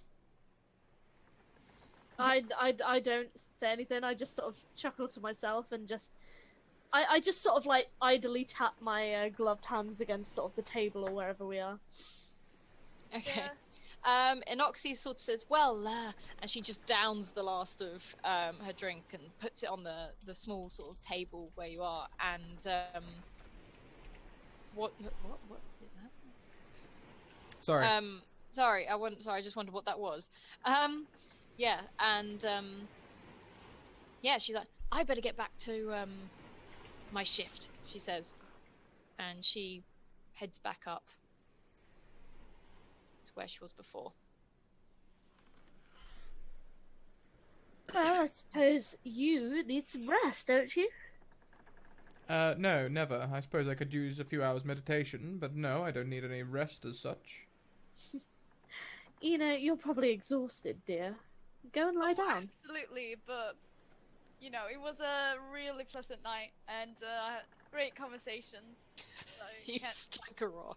In fact, Yeah, no, can you roll me, what would I roll to find out if you're drunk? Constitution. Yeah. Can you roll me a Constitution save, please? You're drunk. Okay. You sort of, you're not like blottoed out of it, but you sort of wave off and stagger. You didn't really say it to their faces, even though you thought you did, and you stagger off towards and sort of prop yourself up. Just probably try and sleep, but you sort of giggle a bit whilst you're sleeping. Oh dear. At least you're happy. Okay, so Aylar, you're meditating. Sharice, are you at the end of like the boat still? Or Yeah, I'm just gonna keep watch. Okay, well, it's sort of gone midnight, and it's coming up to getting a bit lighter, but not quite morning yet. And you feel someone behind you, and Inoxi's there. Oh. And- Hello. Can I help you? I don't know. And you look at her eyes, and they're fully white and glazed over. Let's sit you down, Inoxy. No, I don't need to sit down. Then And she looks at you and says, "You need to stop pretending. I'm sorry. Stop lying.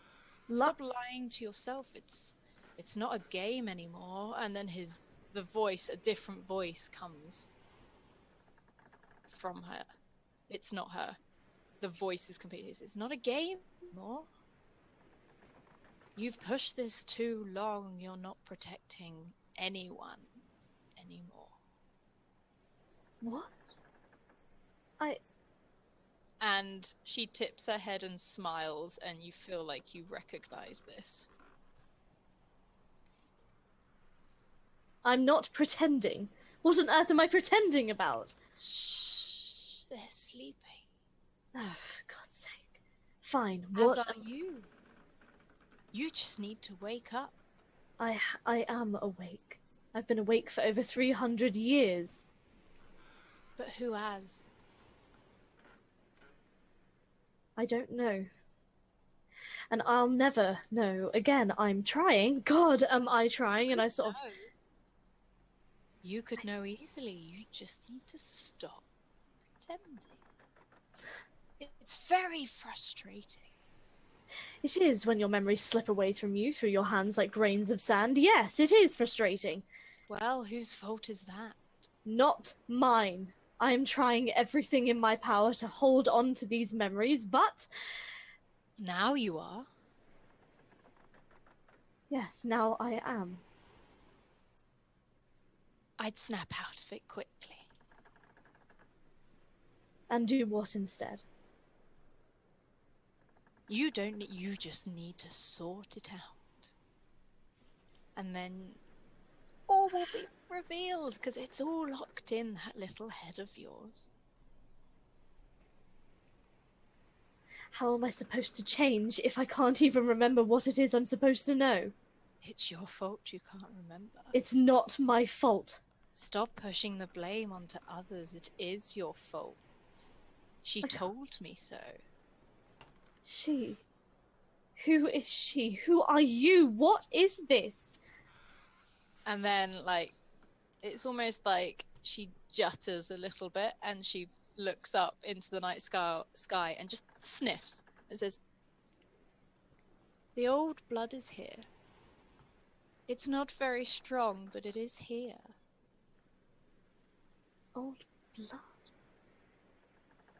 And then Either you... she sort of looks back at you again and is just like, "Snap out of it quick before it's too late."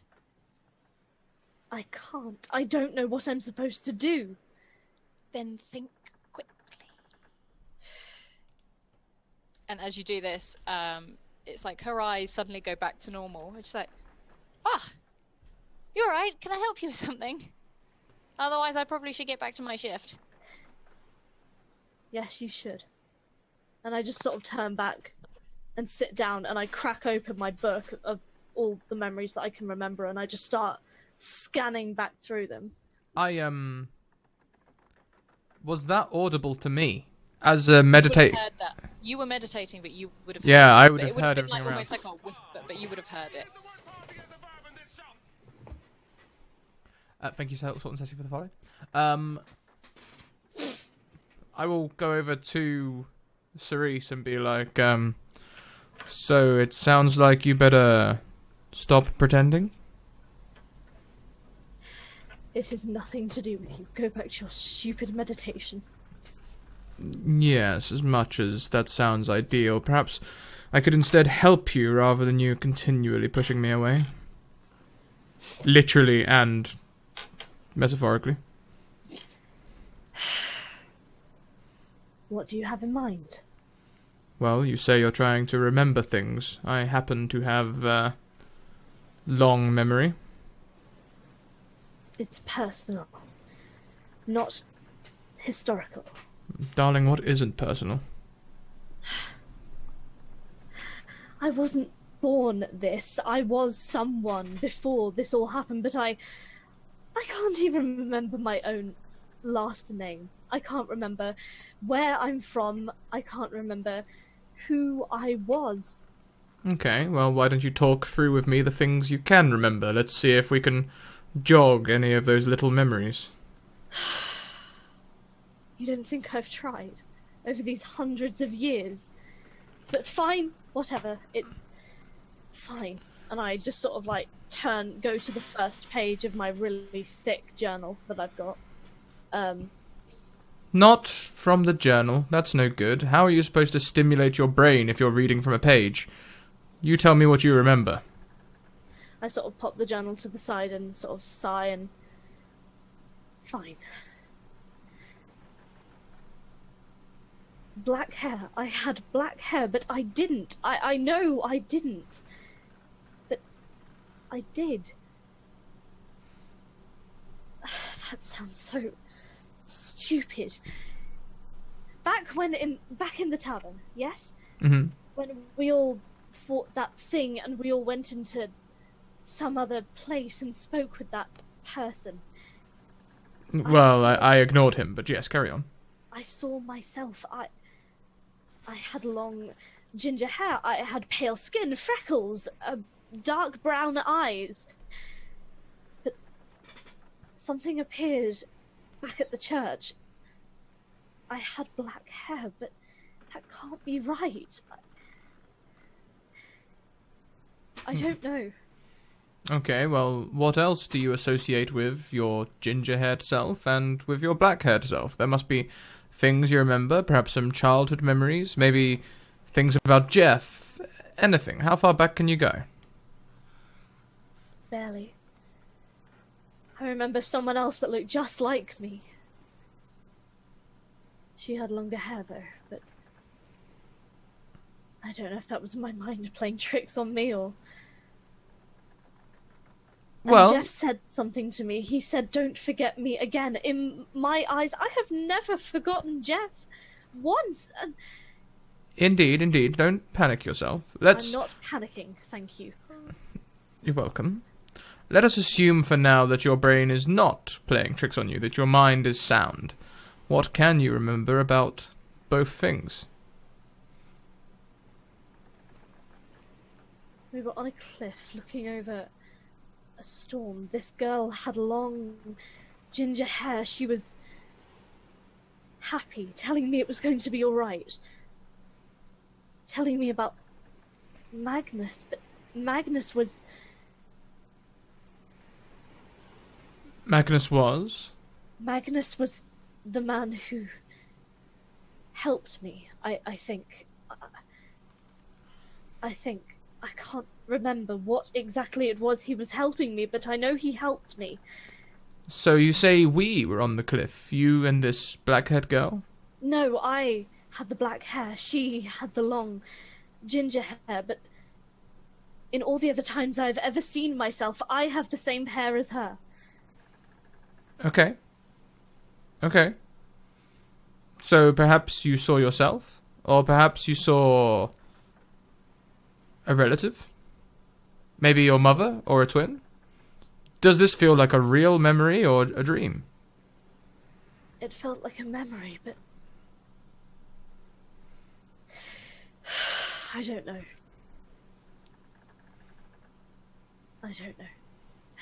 Sometimes I have small flashes, like my mother had red roses, I think.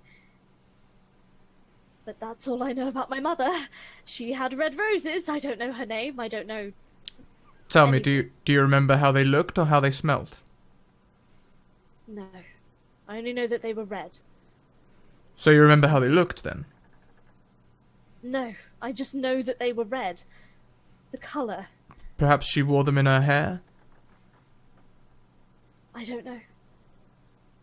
And I sort of turn my head away to just sort of look out at the sea and... Forgive me, I appreciate this. I do, but... Jeff has tried everything that the poor idiot knows, but... nothing works. And as you heard, obviously, my memories are what's left of them. They're spilling away, and as far as I know, there's nothing I can do about them, but whoever that was, snap out of it. God. Can you tell me any more about Magnus, maybe? He was a doctor, I think. Someone who helped me. But that's all I can remember. I don't know anything else. Okay, I will not force it. Perhaps we can unearth these memories through gentle conversations such as these, or perhaps we need to try some more shocking ways of procuring memories. Alright. Tell me, do you see that moon over there on the horizon? Yes? Why? As she looks over at the moon, he's going to push her overboard. I knew it was coming. Can you please roll a strength? But with advantage, because she was not expecting it. I will point out that skeletons... I'm going to use one of my nat 20s. You're going to use a nat 20. Okay. I will point out that skeletons do not float. Three sails over the side with a huge splash. I'm sinking. I'll throw the rope after her, but I'm hoping that her time underwater might maybe jog a memory of drowning in the past. Oh yeah, that was all part of the examining.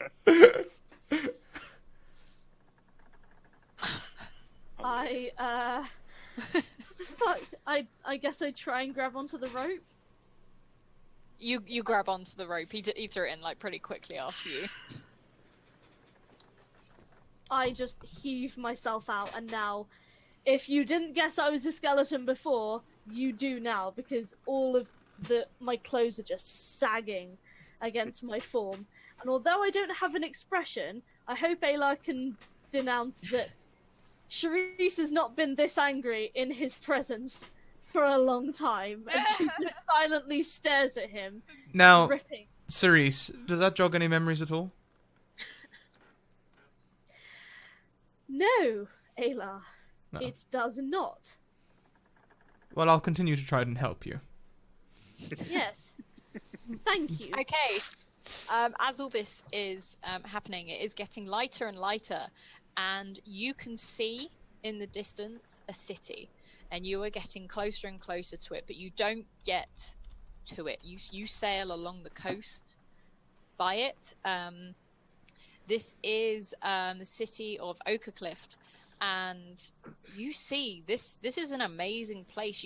It's early morning, and you can already see that it's buzzing with life. The buildings are painted bright colors. You can smell cooking. It's much warmer here, and everything seems to be built as though it's floating on water. The houses are on huge stilts out of the sea. But as you pass this by, you sail a bit longer. Everyone starts to wake up a bit. Ambly, or I should say Ina, is a tiny bit hungover. As the city slowly disappears as you sail around the coast and pull into a sandy cove. Enoxie jumps down, and she jumps into the water along along with Castile, as they pull the boat in and lock it onto shore, and helps everyone off. Like, just let us know and we'll be here to pick you back up again if you need to. Ben knows where to find us. While this is happening, as we've sort of come into sail, I've cast a quick fire spell, just trying to dry myself off, and as I sort of land on the beach, I sort of dust myself down and nod quietly at them. Thank you. Fen is saying heartfelt goodbyes, like he's giving a kiss to the tiefling and just like big like slap on the back to the dwarf. He's feeling much better, and Anston seems pretty happy now. He's sort of perked up a bit. He's on dry land again, and you are on a beach. You've got cliffs around you with a trail leading up the side, like a chiseled out stone staircase. Now then, shall we find elves? Yes. They should be meeting us just at the top. I believe I have a cart waiting, though we may have to explain why there's now 6 of us rather than 2. With that, I sort of wave my hand and cast Alter Self at the thought of people being up there. And I just sort of change into that sort of regular human with long brown hair and dark eyes. Fen turns to you and says, "They will not be shocked by your appearance. They have seen me as a wolf many a time. They have seen all sorts out here." And he heads off towards the steps. Want us to wait here, or shall we follow you up? Like, "Oh no, come. I know it's waiting. Maybe perhaps when I get to the top, just hang back a little, but everything should be in order." Are you guys climbing up this? Yeah, I pause just before dispelling the spell and sort of head up as I usually am. Okay. Can you make like a dexterity save, just because these are slippery rocks going up. They are covered in seaweed at the I'm beginning. gonna fall. Damn it! I wish I had advantage. 7. Ayla, you fall on your ass, like, and Charisse laughs at you and then falls after you. It's a domino thing. Yeah. Ina also just sort of falls all the way back down to the bottom. This you're only a couple of steps up. And what did Warathlian get? He got 7, so I'm 7. You are all terrible at this. You all slip a I bit. blamed And it. They Fen's fell on looking me at and you they on that. like- Fen's looking at you like, okay, and he's sort of helping Anston as he sort of wobbles up there. But yeah, so you get to the top. I meant to do that. Yes, I meant to do that. You get to the top, and there is a cart waiting, and Fen seems absolutely fine with this, and heads straight over. Yeah, I'm waiting back. Can I roll perception to see like what's around us? Yeah, no, you can. I also want to roll. Yeah, I also want to. Wait. Oh my god! Took long enough. Well, you're really hungover, aren't you? What's my plus 5? Okay. 15 for me. So, God, you're right. Well, to be honest, it's like almost an open field. You're on a cliffside. There's an amazing view of the sea below. You can see that the tiefling and the dwarf are just setting up like a camp or something like that. And there is a cart waiting, and there are 2 elves, hoods up, and you can see in the distance a forest, a dense forest in the opposite direction of the city. Okay, I'm waiting for a signal from Fen too. Ben is jumping up on this thing. He's helping Anston up there. It's just like, "Come on, guys!" And he goes and he slaps the 2 elves like on the side, on their shoulders, just like, we have a couple more friends coming along this time. And one of them turns and looks back to you. Little birdies from the butchery, Smiles and Fen. nods. Sorry? Little birdies from the butchery, Fen. They're all good, my friend. Excellent. I do a salute.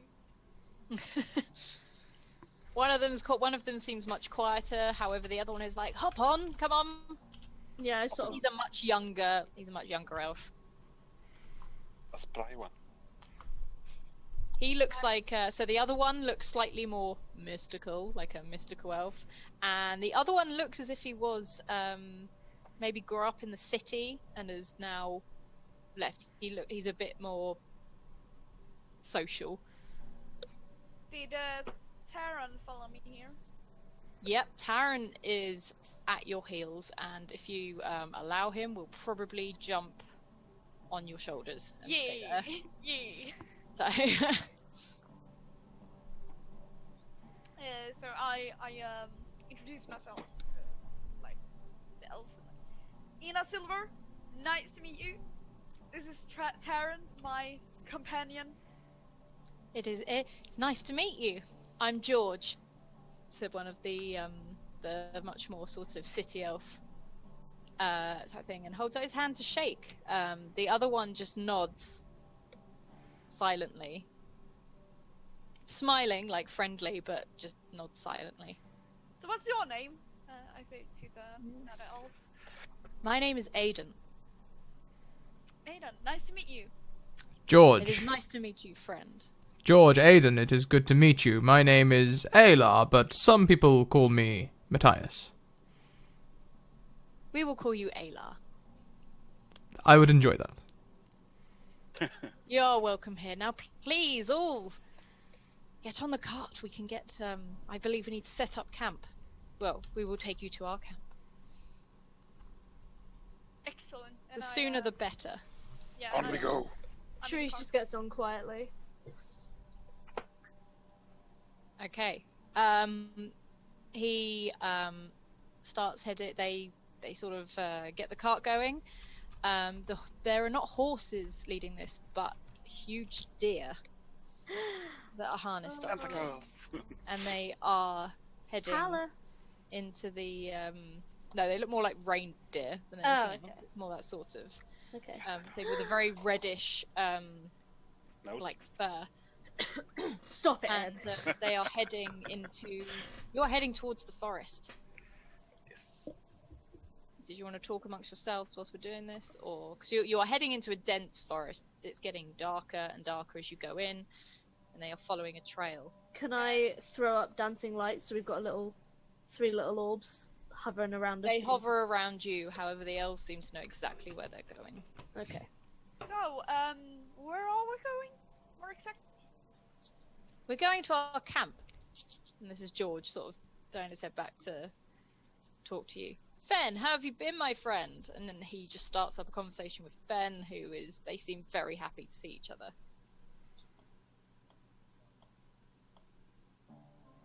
Okay. Yeah, Shrews just sort of sits quietly and just looks out around her. As you travel through this forest, the deeper you get, you see piles of stones that look like they were maybe once ruined, like they are ruins, like they were once pillars. You know, they're not very big, they're not very tall, but there's just strategic piles placed on the way through. Something that looks like it could have been an archway or a platform of stones that's been leveled out that would have been a floor. Okay. Yeah, I guess just sort of look around and sort of hype up. So, what was this place?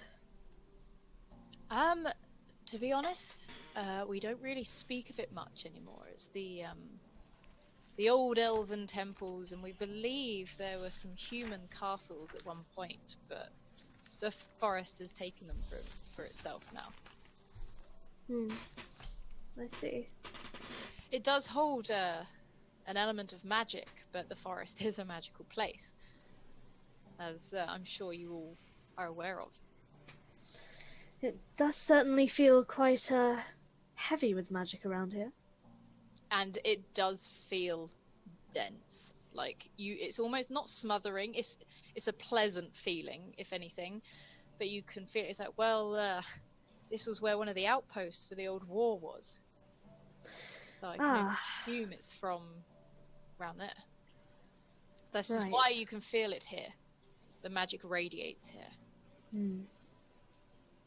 And you keep going through. You've been traveling for a couple of hours, and there ahead of you is a big stone archway, like white rock. It looks like a limestone or a marble, and it looks like a ruin one through. It's huge, and it is wrapped in vines, and it's as the cart pulls through it, you feel like a wave go over you, and as you leave through the archway, the forest is light. You're in a campsite, something you couldn't see the other side before. There was no one there, but since passing through the archway, there is a camp of elves, and everything is much lighter, more colourful. The sun seems to reach this part of the forest. There are animals wandering about, some more of the reindeer and things like that. They seem to be in like an almost stables type thing, but not the way a human would do it. It's just a low fenced off area. And lots of people are running around, like the children, what will they be, young elven children, are running around and things like that. And could all of you, apart from Cherise, take off your headset, please? Not again. Damn. Oh, Damn. no, not again. Okay, as you pass through the archway, Yeah. you feel something in your pocket burn. And Can I take it out? yep, you reach in, and it's the small parcel that Jeff thrust into your hand when you last saw him. Can I quickly undo it? You undo it, and you see like a small necklace with just a simple crystal on the end of it. And in your hand, it's not like burning, but it's warm, and it seems to be pulsating. And it seems to be reacting to this wherever you are now. Okay. Can I quickly just pop it around my neck, but just sort of tuck it underneath my robe? Yes. As you pop it around your neck, you get a weird sense of like familiarity. Like something feels like in a good way, like it feels you suddenly feel comfort. And then it's like there's a flash, and you're no longer on the cart. You are in a huge stone hall. Okay. It is empty. There are huge stone pillars around you, and in the front of you lays a red-haired girl on the stone floor.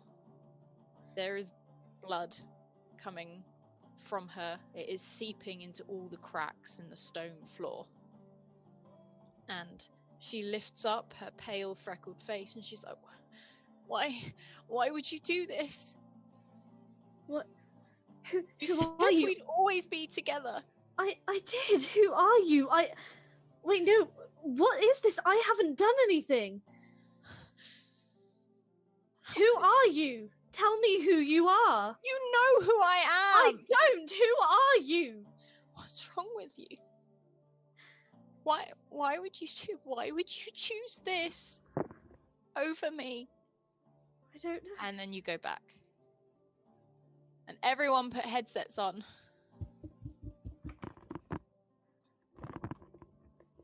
Hello.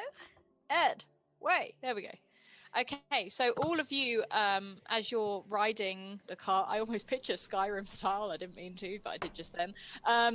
You're all riding in, and you see Cherise just tense. That's it. It's like she's not really with you or anything like that, but you keep rolling into the camp. Cerise, are you okay? No. I'm not, but it doesn't matter. I'll deal with it later. And I just sort of sit stiff as a board, and just sort of my hands are just tightly clenched around one another. You don't want to talk about it? Is Not someone here. following us? No, it's nothing like that. And I actually pull out my journal and just start furiously writing in it. You're getting the journal again. Perhaps this is to do with the things we talked about last night, Cerise? It is, but it isn't a good thing. Can I try to sneak peek, like what Hey, she's can you writing? roll? Hang on, let's have a look. Sleight of hand Yeah. Or stealth? or stealth. I don't know. Probably. Potato. I don't know, Adam. What's your opinion? Stealth or sleight of hand? 'Cause she's not actually taking the book. No, I just wanna try to. Stealth, I guess. Probably stealth, I would say, yeah. Yeah, stealth. I roll so good today. Let's go. Oh yeah. Okay. You do get a good look at the page, and so I'm gonna let Charisse just sort of tell you what she's just written. So I'm Should furious. Adam and I remove? What? Sorry? Should Adam and I remove headset again? Discussing. I don't know. Should they, Alice? What was that? Sorry. Should Ed's Adam and saying, I should they remove remove headsets? No. This Nope. is Actually, Actually, yeah. No, please do. you and Adam take it for headset. More time out I of headset than in headset. Look at God this damn it, I'm an little- elf. I want to talk to the elves. Look at this. I mean, he's got elf ears, doesn't he? Bless him. Anyway, I've so Charisse is rapidly writing in her journal, and all you can see are just little, like almost like bullet point words. So she's written, girl, long ginger hair, freckles, pale, blood, and then in brackets, I did something with lots of like her hands are shaking as she's writing this. So you've got loads of question marks dotted around. I did this. What did I do? I should know who she is. And then sort of like, what did I choose over her? What did I choose? Just frantically over. And then with that, you just suddenly hear this as Charisse just slams the book shut and just sort of stuffs it back in her pack and sits stiff as a board. Okay. Was it I should have known her? Or Yeah, so it was I should know who she is. What did I do? Why did I choose something over her? Who is she? What have I done? What have I done? Does Ina want to confront Charisse a bit, or no? Okay.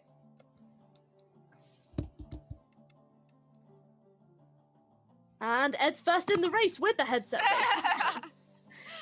Okay, you guys pull up on the cart, and Fen jumps off and is greeted by a lot of the elves. They all come up, they're hugging him, they're welcoming him. As you can see, he's introducing them to Anston, who looks incredibly nervous, but at the same time quite excited to be there. He's still clutching his books really tightly. And then Fen comes over to you and goes, "More of my friends."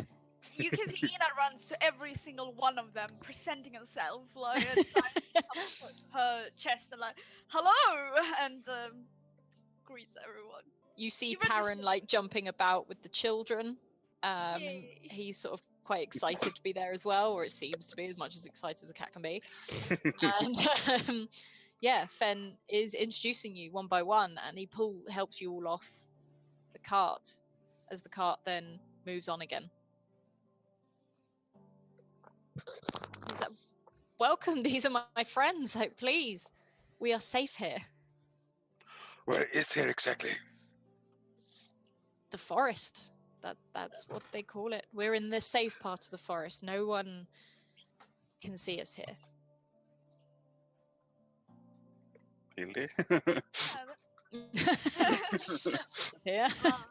Scott is muted as well. Excellent, Just saying. excellent. Then we can talk. Oh, that's sorry. Majestic. So now in the forest, I guess Alar will be quite at peace. Yeah, you're all feeling very relaxed. This feels like a safe place since you walked through that archway. Never You just felt feel better. that much better.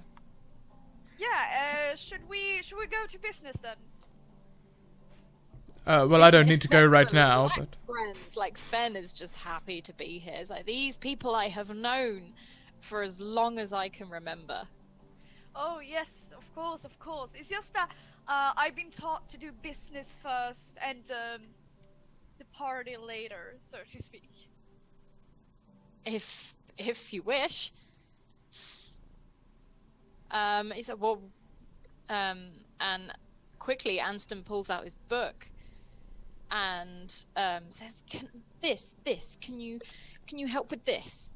And he is, you can see an older elf, actually physically looks older, female.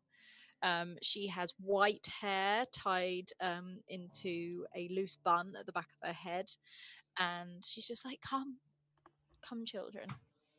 We know we know why you're here. Do you go with her? Yeah, Or... Yes. Yeah.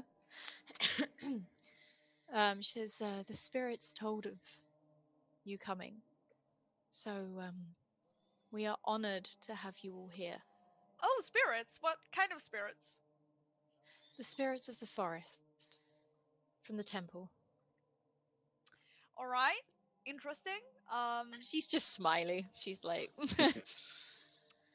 she Oh, takes did you I round say anything good about me? she takes it. She smiles at you like, oh, so adorable. And she takes you round to a fire where it's very comfy. There are like almost like wooden type benches all propped up, not made specifically, but propped up around a fire, and says, "What is it you wish to know?"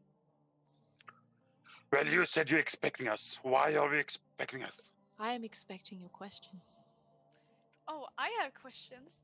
All right, where should we start? We should start with the organization that takes children. Yes, Ina, if you please, I would like to ask questions about them. Oh, please go on. Tell me, who or what first corrupted the magpies? We do not necessarily know who, but we know it was a magic. A magic that was from our lands, not yours. Indeed. And when you say magic, are we talking natural magic, a wizard, a god? He called himself a god. He was not a god. We do not know his name. But he came from the very temple within the forest. So He how is was no the Order of longer- the Sun involved? Sorry, Ed? So how was this Order of the Sun involved? The church? Well, at this point, the Order of the Sun was not a church thing at all. They stole this from the elves. The sun was our symbol, the symbol of light and the symbol of life. The church stole this and corrupted it. And the church was in line with the Necromancer to start everything. And this necromancer, would he be the same who corrupted the magpies? He would be. In the one beginning, he was no more than a man. The one who started the Corrupted war. himself. Did it have a name? We do not know his name. It can be found in old scriptures. He had many names, or so we are told.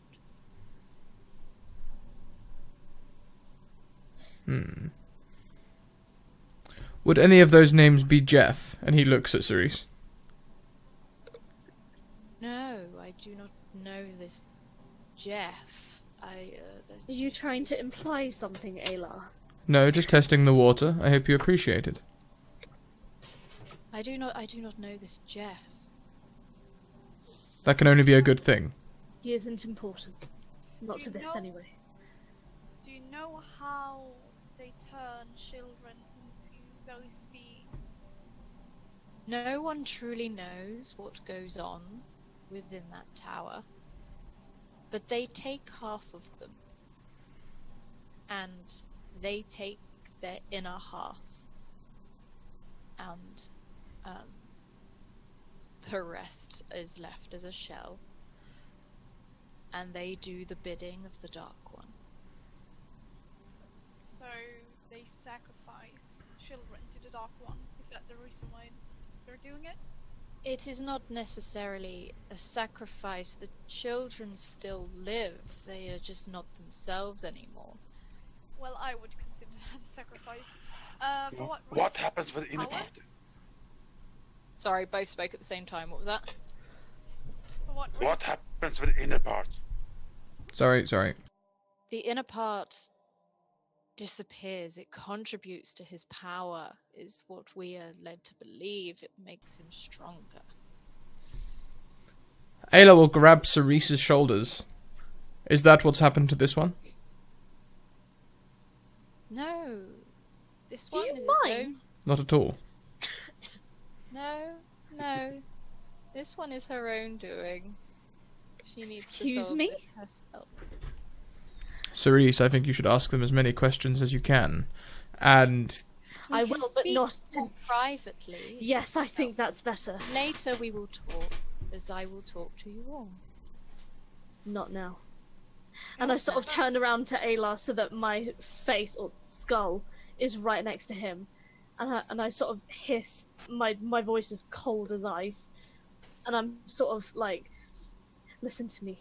I understand what you're doing, but I do not invite it when I do not want it. Am I clear?" The elf completely ignores both of you and grabs Alar's face and looks right into his eyes. You and your friend here. Interesting, I didn't realize it had reached over the seas yet. You have come into contact with the Shadow Stalkers. Pardon? A Shadow Stalker. It's from the other side. do you care to elaborate? A Shadow Stalker, do you not know the old tale of the world creation story? Is this not something they teach on your land? Can I Is this roll? just an elven Can we thing? roll a history one? Yeah, Well, can I roll? I am an elf. God damn it. Yeah, so I'm half elf. Can I have advantage on that? yeah, can do. And plus Oh my god! It's like You can have 19. 19 for me. you got 19. Okay. Yeah. roll one. Yeah, I'm sorry, I'm not gonna give you anything for that, Ambly. And Adam, what are you? Oh, you've rolled. I'm gonna give you your advantage on that. Is Charisse rolling, or is she sort of? Yeah, this is you. You can get smitted. I don't know why I keep doing that. Sorry, yeah, she's pissed, but she's gonna roll. Okay. Everyone knows my history better than I do. We're not clean at least. Being a member of the church, Ed, you will have heard, whether it's fully correct or not, or slightly twisted because you will know that our world, according to the stories, lives alongside another. All right. And the elf, seeing the confusion, particularly shockingly with the two elves in the group, says,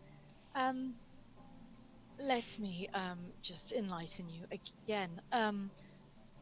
As it is understood, when something is created, everything has an opposite. Our world was created with the idea of perfection by the gods. When you create something of pure perfection, the opposite is generated. A side of pure evil that lives along the other. This is the world some people have claimed to see through the liminal spaces. It is old, it is seen as mythology or legends now. But in the beginning, at the very dawn of time, in a perfect world, people could not have choices. For it to be perfect, no one had free will. Yes, The that gods makes sense. decided they wanted free will and created gates to leak in the evil side, a little at a time, Stupid. create evil. Evil in people, evil in nature. It gave people a choice on how to behave. And these are the gates and the doors between our realms. And she just looks around at you almost like, do you understand? There are many cracks or splits in our world where such things can leak through occasionally. But this is a very rare occurrence, normally at the center of magic. This is why people don't go to the lands where the war was held.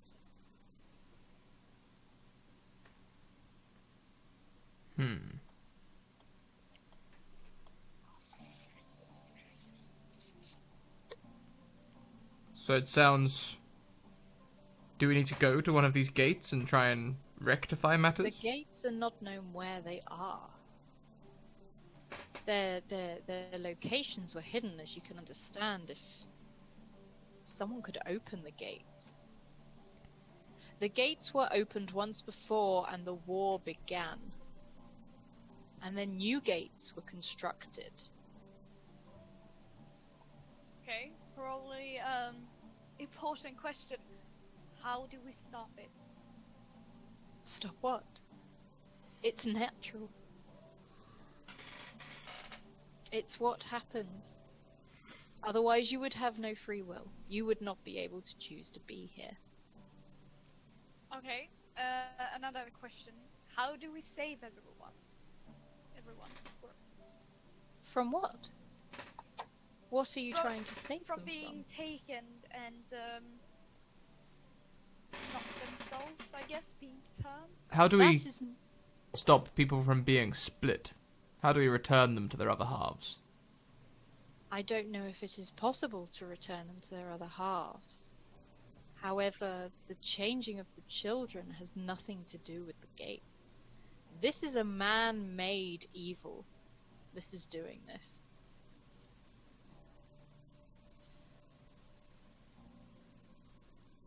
They did this before, in the First War. He did this before. Even I am not old enough to remember the First War. She means the one that you were, sort of, but you were a baby in, but yeah. Exactly, I was a baby. Yeah, Even you're I a baby, cannot remember so, the yeah. First I'm War. not just making sure that you know which one would be. He took children or anyone of a magic nature, magical items and such, and I don't know the process, but he was able to use it to open the gates. Did they take people who used magical items as well, but who used magic themselves? It is possible. It depends if the magic itself transfers to the person. I see. So what determines if a child is taken? What The are what, the sorry? criteria? What's the criteria for the children to be taken? We don't know. We just know it is to do with magic. It is what he wants, it's what he wills, it's what he did before. What does the Seems name... to be children, because children are more open-minded. What does the name Heli mean to you? Fenn's sister. Indeed. They're looking for their brother as well. I thought Heli was fine, is she not? Has she gone missing again? Fen? Care to fill in? Fen is not with you. Fen is off with other people. Alice, care to quickly remind me? Heli's missing, right? He's looking for her. Yeah, no, Fen is looking for Heli. Yes, I'm just speedily trying to find my page. indeed, Heli has gone missing again. But tell me, Fen and Heli, they are human, but they live elven lifetimes. They live longer than elven lifetimes. I do not know, and they do not know how long they've been here. But do you know why? I do not know why. It is a difficult one, and it is one probably only the gods will know. But they look for their third sibling. He has been missing. I have never met him. Third? I have been thought he told only he had a- sleeps. So what is the brother name? The third brother I know is Jorman. The older brother. Did we find a Jorman in the papers? No. No.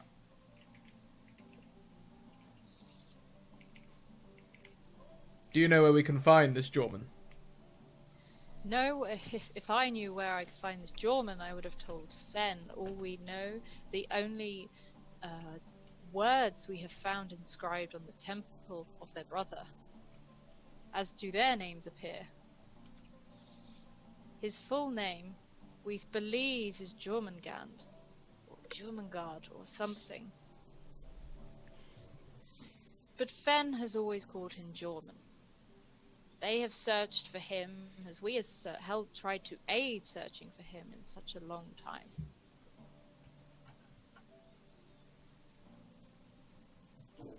How long are we talking about? We're talking hundreds of years. Okay. And I'm just going to take a real quick bio break. I'm really sorry. That's fine. Don't worry about it. Well, it sounds to me as though this Jorman and the Necromancer could be one and the same. How so? Well, they've been looking for Jorman for years.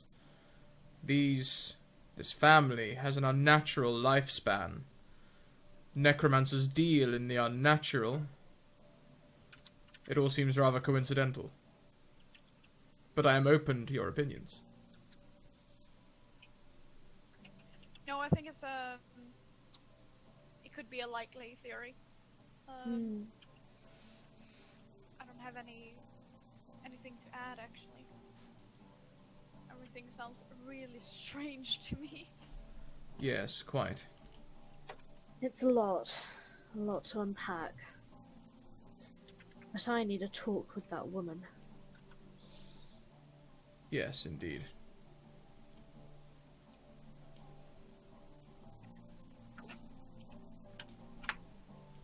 I think we will all benefit from a talk with this woman. But you knew Helly from before, didn't you, Ayla? I did indeed. She was one of the first children I ever encountered. How did you two meet? I was raiding a dock on a mission as a youth. She was to be transported via boat, but I believe I saved her. I took her away from the docks. I gave her to a trusted friend, and I visited her for many years. She was not captured. Alright. And I assume you don't know where she ran off to. No idea.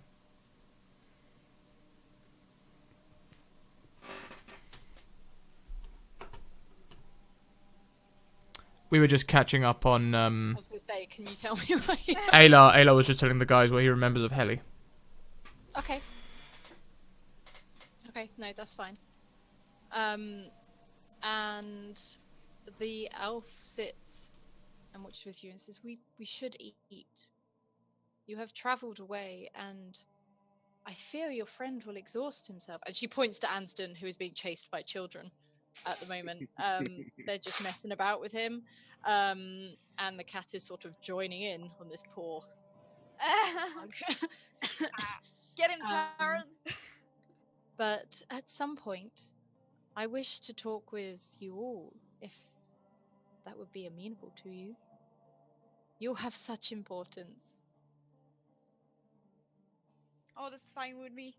I have a few quick questions, but we can take them later. Absolutely. And she ushers you over to a huge stew pot that is being dished out with lots of other elves. You see Fen over there. He's smiling at you guys. And he just seems really happy to be there, to be honest. Do you guys want to do anything else or before talking, or? I just want to talk with the lady. Is River gifts DM a disadvantage? Oh. Okay. Can I carry that over to a game, just in case?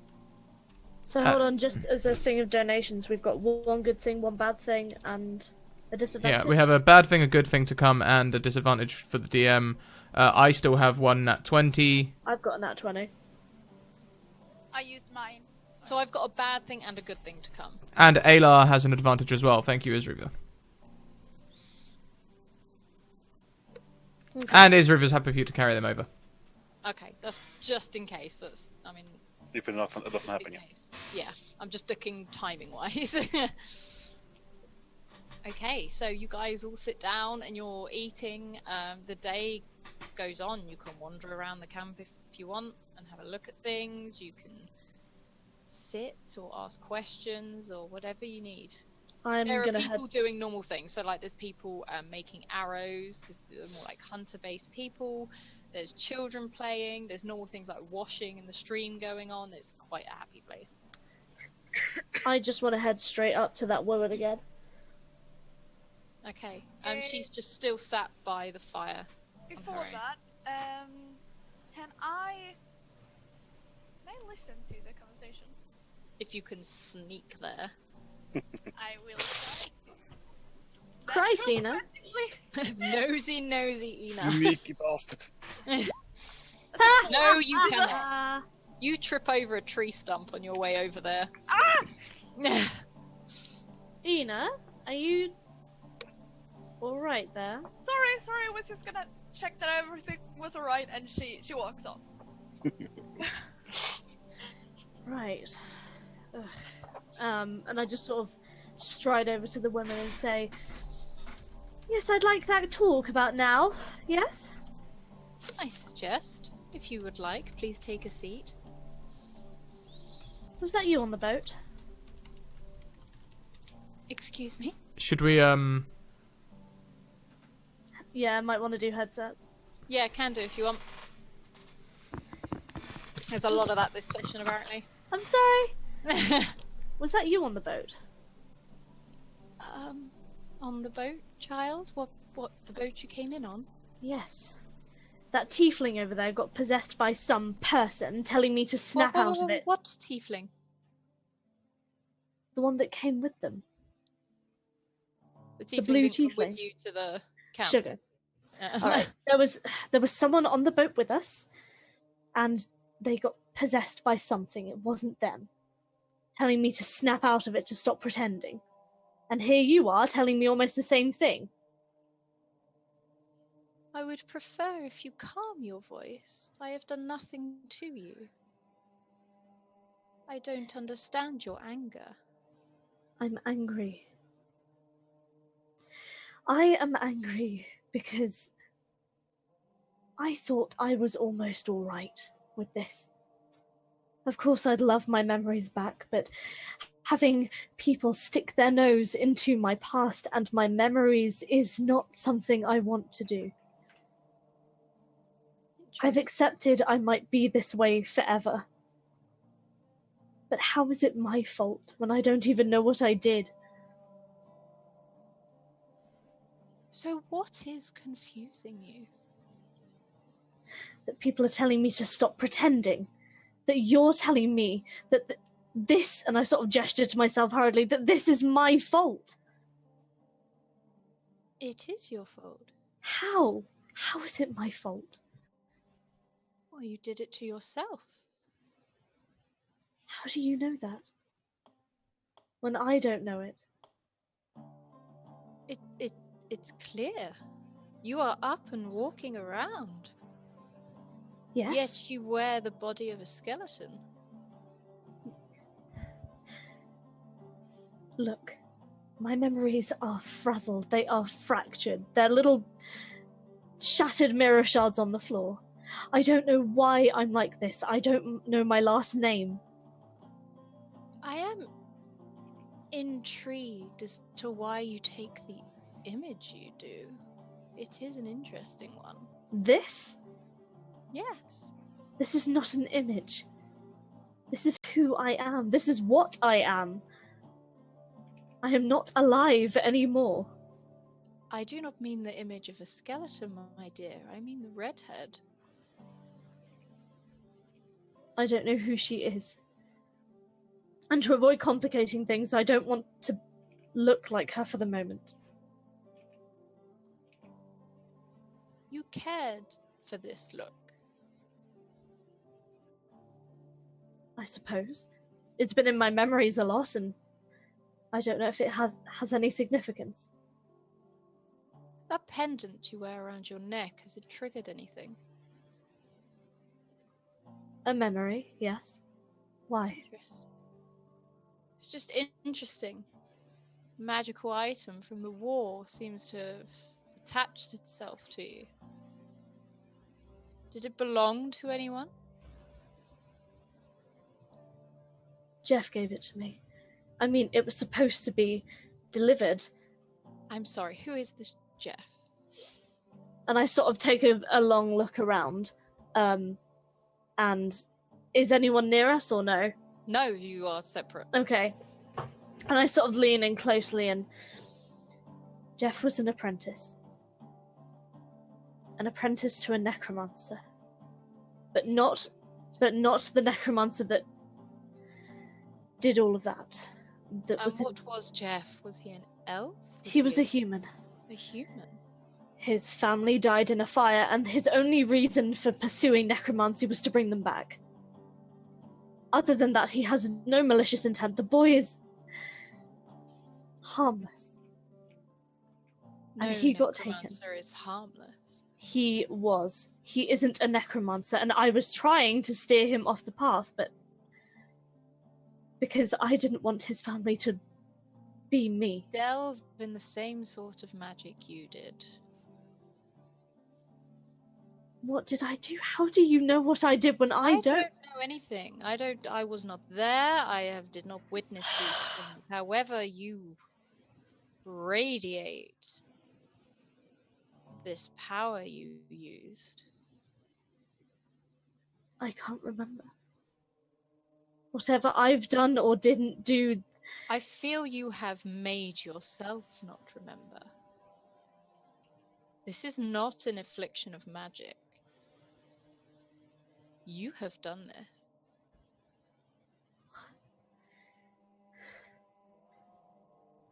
Why would I get rid of my memories? I don't know. Something to do with something you did, I think. I cannot be sure. And how do I get them back? I don't know. I think you have to find them. I do see an image of you. It settles on the outside, almost like a reflection or a mirror. You never had red hair. Why do you wear red hair? Because I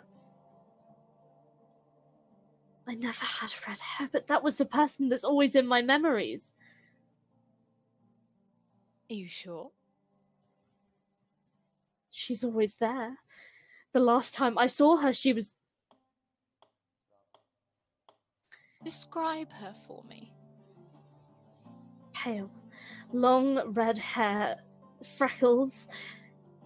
She smiled at one point, but in my latest memories, she's doing anything but... I don't know who she is. As you say this, you can feel the pendant warm up again. And the elf talking to you sort of almost does something like what the tiefling did on the boat. Her eyes glaze over. And she's like, you did this. Why are you doing this to yourself? It's you again. I will answer that question if you tell me who you are. You know who I am. We've established that I don't. Don't get angry at me. You did this. Why don't you know who you are? I don't know. What do you want? And then you can leave me in peace. I want to know who you are. That's all I want to know. I Who will are give you to you me? a name, and then you will leave me alone. Fine. My name, and it looks like it's quite difficult. I can't believe you forgot this. My name is Charisse Pevensey. And then the elf sort of comes back to normal. So everyone headsets on. Everyone headsets on. Hello. Yeah. We've lost Scrap, but yeah. I think he's making tea. Let's hope he makes me tea. I doubt he will. But you see Charisse talking to this elf, and she's probably looking how she's looking at the moment. And Charisse stands and walks away, and I'm assuming walking. Oh, I am going nowhere near anybody. Yeah, like goes to stand. You can stand like the edge of the forest. I've just misty stepped my way across this entire sort of area. Yeah, you have left basically. Yeah. Yeah, I read the situation that she needs time and wants to be alone, so I'm gonna leave it as that. Alright. Is it my turn? It depends. Who wants to go Go, Emily, go. Me. next? Me. Let's go. Ladies first. Okay, so if headsets off again. And she's like, and what can I help you with? Oh, I'm trying to find my brother, Taran. But you have him.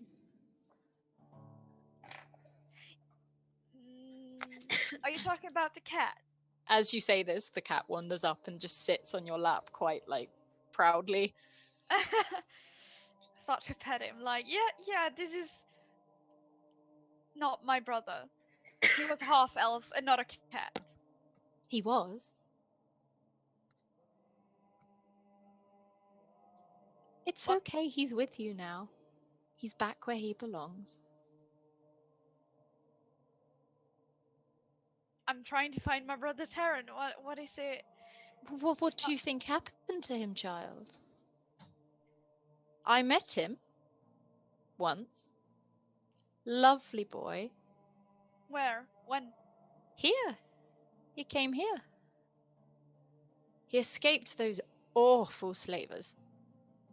Very clever. Escape from what? Escape from who? Those people, those disgusting excuses for people taking children and ferrying them out. He's quick-witted. He's clever. He got out. Yeah. He's. Where is he? Where did he go? He came to us, and he stayed with us a while.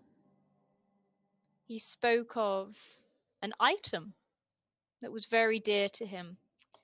He seemed afflicted. He seemed ill. Do you mean this item? And Adam. Get one. Okay, I'm happy now. Okay, great. Do you mean this item? And she shows her the As you stone. bring it out, she sort of recoils from it a little bit and goes, "Put it away. Put it away." Okay. What do you know about It's it? like, always keep this wrapped. Do not touch this with bare skin. What is it? It is an illness. It seems to be one of the old items. There is a lot of evil magic here. This must have been what caused his illness. He was ill? Very. This is why he came to us. He was, he stayed with us for weeks and weeks, and we taught him the ways of how we live. And he got better. it was never fully gone. The disease was obvious on him, and it was going to take him. It was going to take him in the end. So he left us. When was this? Said he headed into the forest towards the temples. Said there had to be another way. There had to be a way of getting better. It didn't matter the cost, and said he had to find, I'm assuming you, his sister. So, when was this? This was around 5-6 years ago. He came to us. And from a player perspective, this was before he disappeared? Or This no. He disappeared. And then, because you grew up into an adult and took over the house, so that was about 5, 6, 7 years in the future with the dragon and everything like that. So, about the time he disappeared, maybe a year after that, was when he came to them. Okay. Okay, because for me, one day he just disappeared, and when I say disappeared, he literally just faded away. Faded? Yeah, and he... Perhaps the magic is still with him then. Interesting. From the stone? Yes. So, did he have the stone at the time? No. I held it. I suggest you do not let this stone leave you. He had the stone, it was taken, and he disappeared. Do not let anyone take the stone from you. Okay. Alright. So... Another thing I do not believe you are aware of. You are welcome here because your blood is from here. You have old blood. This is your family. This is where you are from. Oh yeah, pointy ears. As I said, Mm-hmm. wiggle mine a bit. Your father was a great man to us, and I am proud to have you in our company. You knew my father? I do. He was one of the people who created the gates in the beginning. The gate? What? He created the gates in the beginning. He is one of the architects, as we called them. We do not know where he is at the moment. Is he well? I don't know. I haven't seen him in a good couple of years. I think I was only 5 or something. Well, he is still alive. We would know if he was dead. If you ever see him, please, I would just send my love, as it were, to him and all of his children. Yeah, but let's go back to Taryn. My father is no interest of mine. Where if he... She's trying to just put things together, basically. Like, okay, so he disappeared due to the magic. They maybe took him. All right, okay. This is the thing. I talked to the man that smiled really creepily. And... The smiling man. Yeah. He appeared to you? Mm-hmm. And I met Taryn there. Do not bargain with the smiling man. Okay. Do not talk with the smiling man. He spouts poison.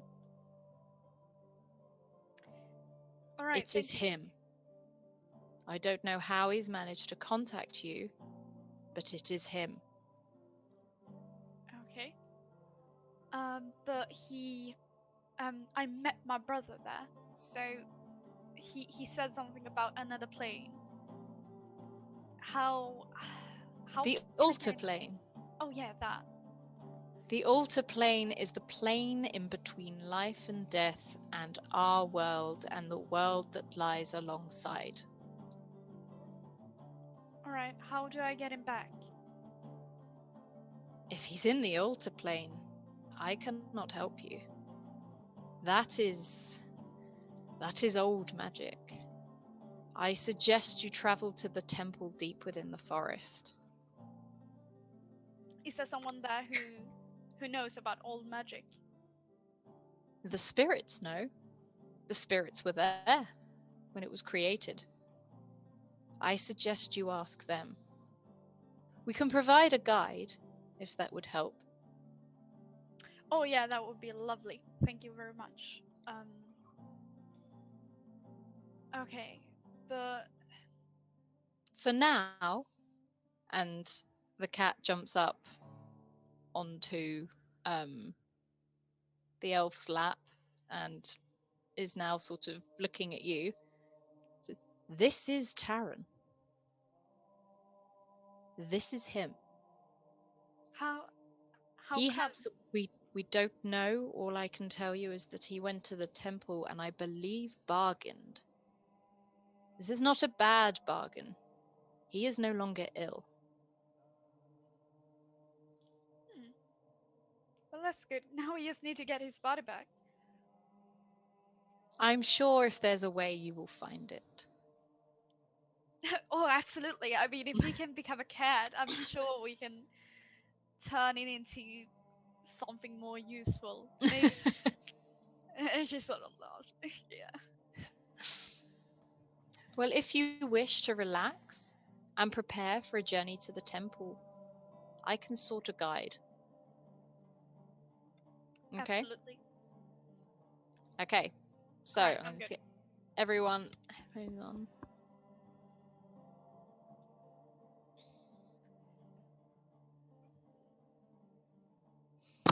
Okay, so Ina gets up and she heads over to where the supplies are kept and starts to pack a bag. The elf stands and looks over to Arathlian and gestures towards him and asks him to come I'll over. go. Yeah, I'm walking over. Okay, so you're gonna come and sit by. Yes. Everyone else, Yeah. headphones off. I'm sorry, I know it's awkward, but It's what it is. it is what it is. Deal with it. Okay, so she sits with you and says, "Now, you are a rare sight. We don't get many Dragonborns here. That is what I've been told. As a Dragonborn, you are... It is the sign of a keeper. Keeper. A keeper. A keeper of our light. Not your light, our light. When the sun was first what it was. You have the blood of the dragons in you. And it is something you have not learnt to harness yet. Something you need to learn to harness. You have magic in you which has been used for the church. I want you to travel to the temple in the forest. We have heard of you. We have seen you drawn on the walls. You need to meet with the spirits of the forest that dwell within this temple.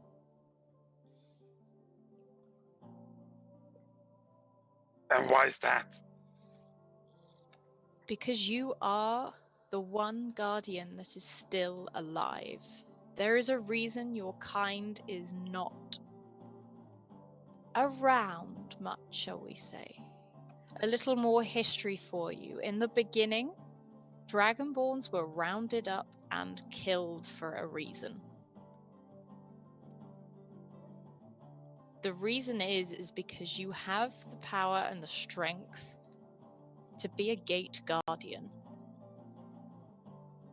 The dragons were the original, and the dragonborns are the new. You are a gate guardian. You need to unlock this. And I believe, from the writings at the temple, you will find this. And I believe you will find what you are looking for. What kind of writing is this you're talking about? It is an old elven language inscribed on the walls of the temple and the pillars. There is also a sketch of a dragonborn on the side, speaking with the goddess of light within these temple walls. This is something I believe you should seek out. And you think this is a depiction of me? Why? I do. Because the scales are drawn and painted in silver when everything else is carved into sandstone. Well, I'm partially silver, I'm not entirely silver. Tell me, have you ever used and killed many men with fire breath? Once, yes. And a tree with a noose? Is this something that is resembled? Do you know of this? Well, they did try to hang me in self-defense.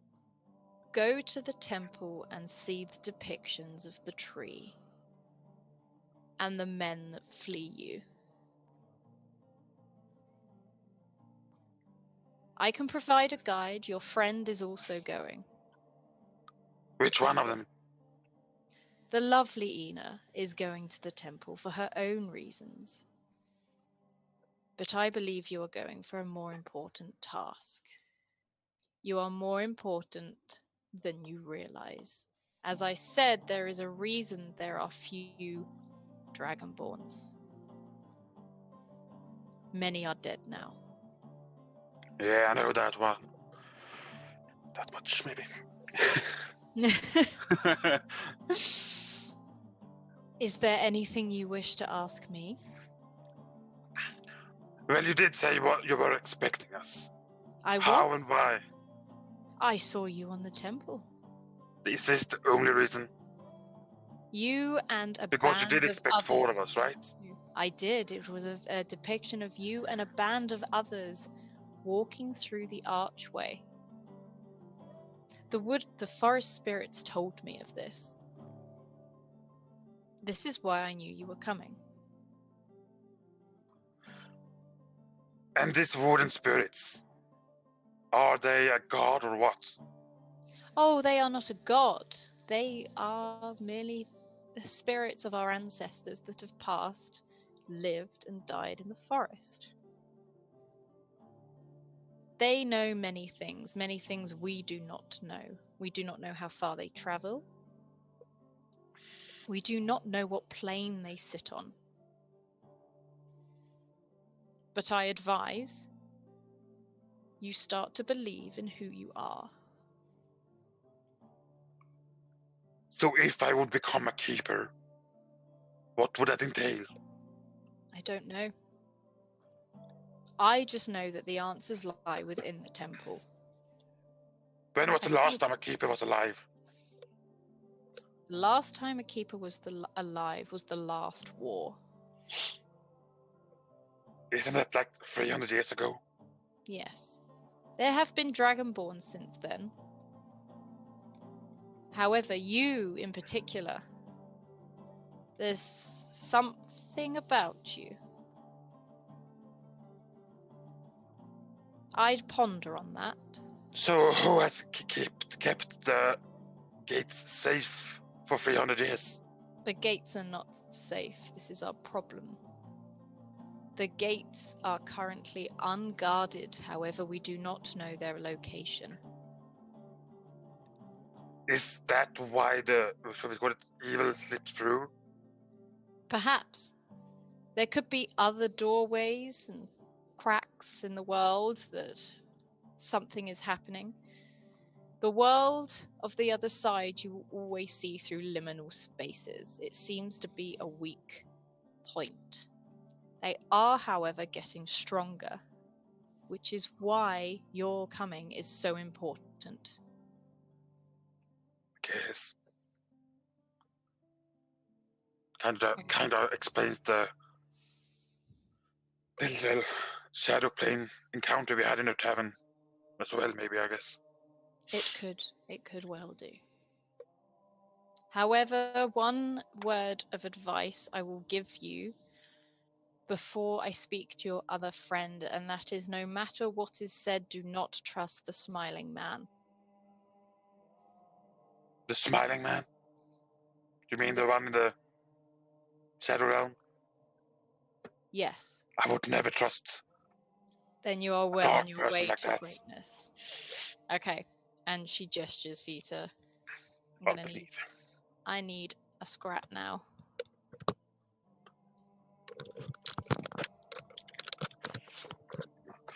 Yeah. Shall we go do it right away or what? I don't know, but I think Adam just dropped everything. Adam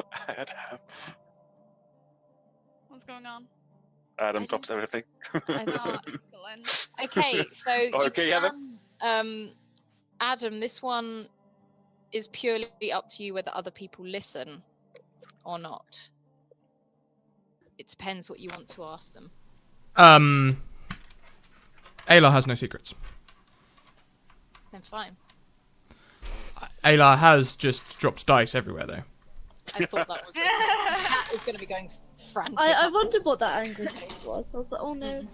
Wires, that's what that angry face was. Goddamn wires, and why do they exist? I hate wires so much. I hate wires. Yes. So Ayla has no secrets. He will happily, if nothing else, even if people can't listen in, he's probably going to tell them all immediately afterwards anyway. So. Okay. So, are you now the rest of you can either stand nearby or join in, or I'm staying put, rather. You can stay where you are, and if you want, you're parked there now. So well, since I'm not moving and I'm on the other side, I guess I should take mine off. If you want, yeah. Ina's probably listening, but at the same time, yes, packing all the provisions and stuff like that. Okay. So you can be packing up nearby and getting ready because you would come back over to her for the guide anyway. Yeah. Okay. Okay. What would you like to know, Ayla Galanadel? First thing Aylar's going to do is he's going to insight check this elf and try and figure out what her true motives are, why she's helping them, etc. And I'd like to use my advantage on that. Yeah, go for it. Oh, okay. You can tell, the things you can tell about her is that she's very old. Very, very old.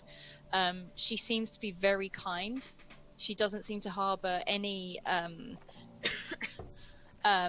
negative feelings towards you guys or anything like that. She's trying to help, basically. She's trying to help with what limited knowledge she has. Okay. So Ayla will say, you do not know where I can find Yormund. How about Helly? I believed Helly was still with her brother. Can you tell me anything about Fen that I may not know? I believe you know as much as I do about Fen. Fen is old, as we have said before. He is one of the three. One of his three siblings. He is a kind man. And does not understand, I believe, his importance as we do not. And this family, Why have they been singled out to live so long? I do not know. I know that their parents did not live as long. And Fenn's child did not live to the same age either. Tell me, who are the Flood? Or what is the Flood? The Flood.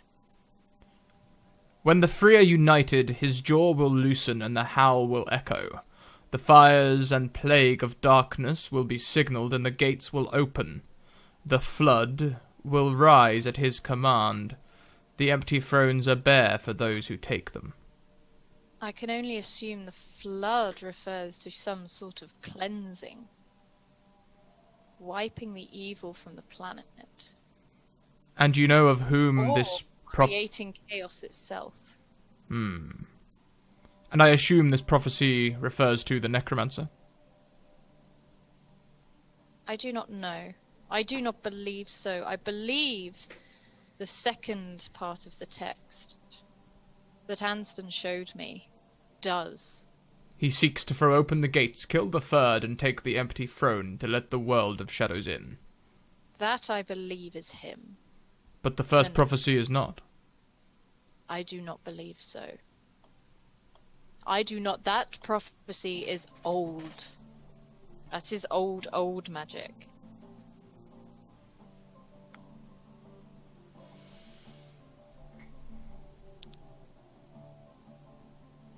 Older than the Necromancer who would call himself a god.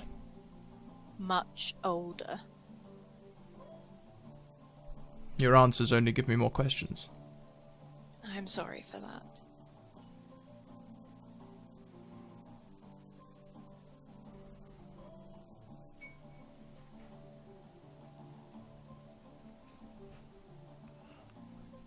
Do you know the location of any of the gates? We know no locations of the gates, however secrets can be found in the temple in the forest. If you wish to find the temple, we have a guide. However, if the temple does not want to be found, you will not find it. The old blood is in you. I believe you will find it. But of course, I've been alive for centuries. No. The old blood is in you. Your father's blood. And to what do you refer? I refer to the architect of the gates.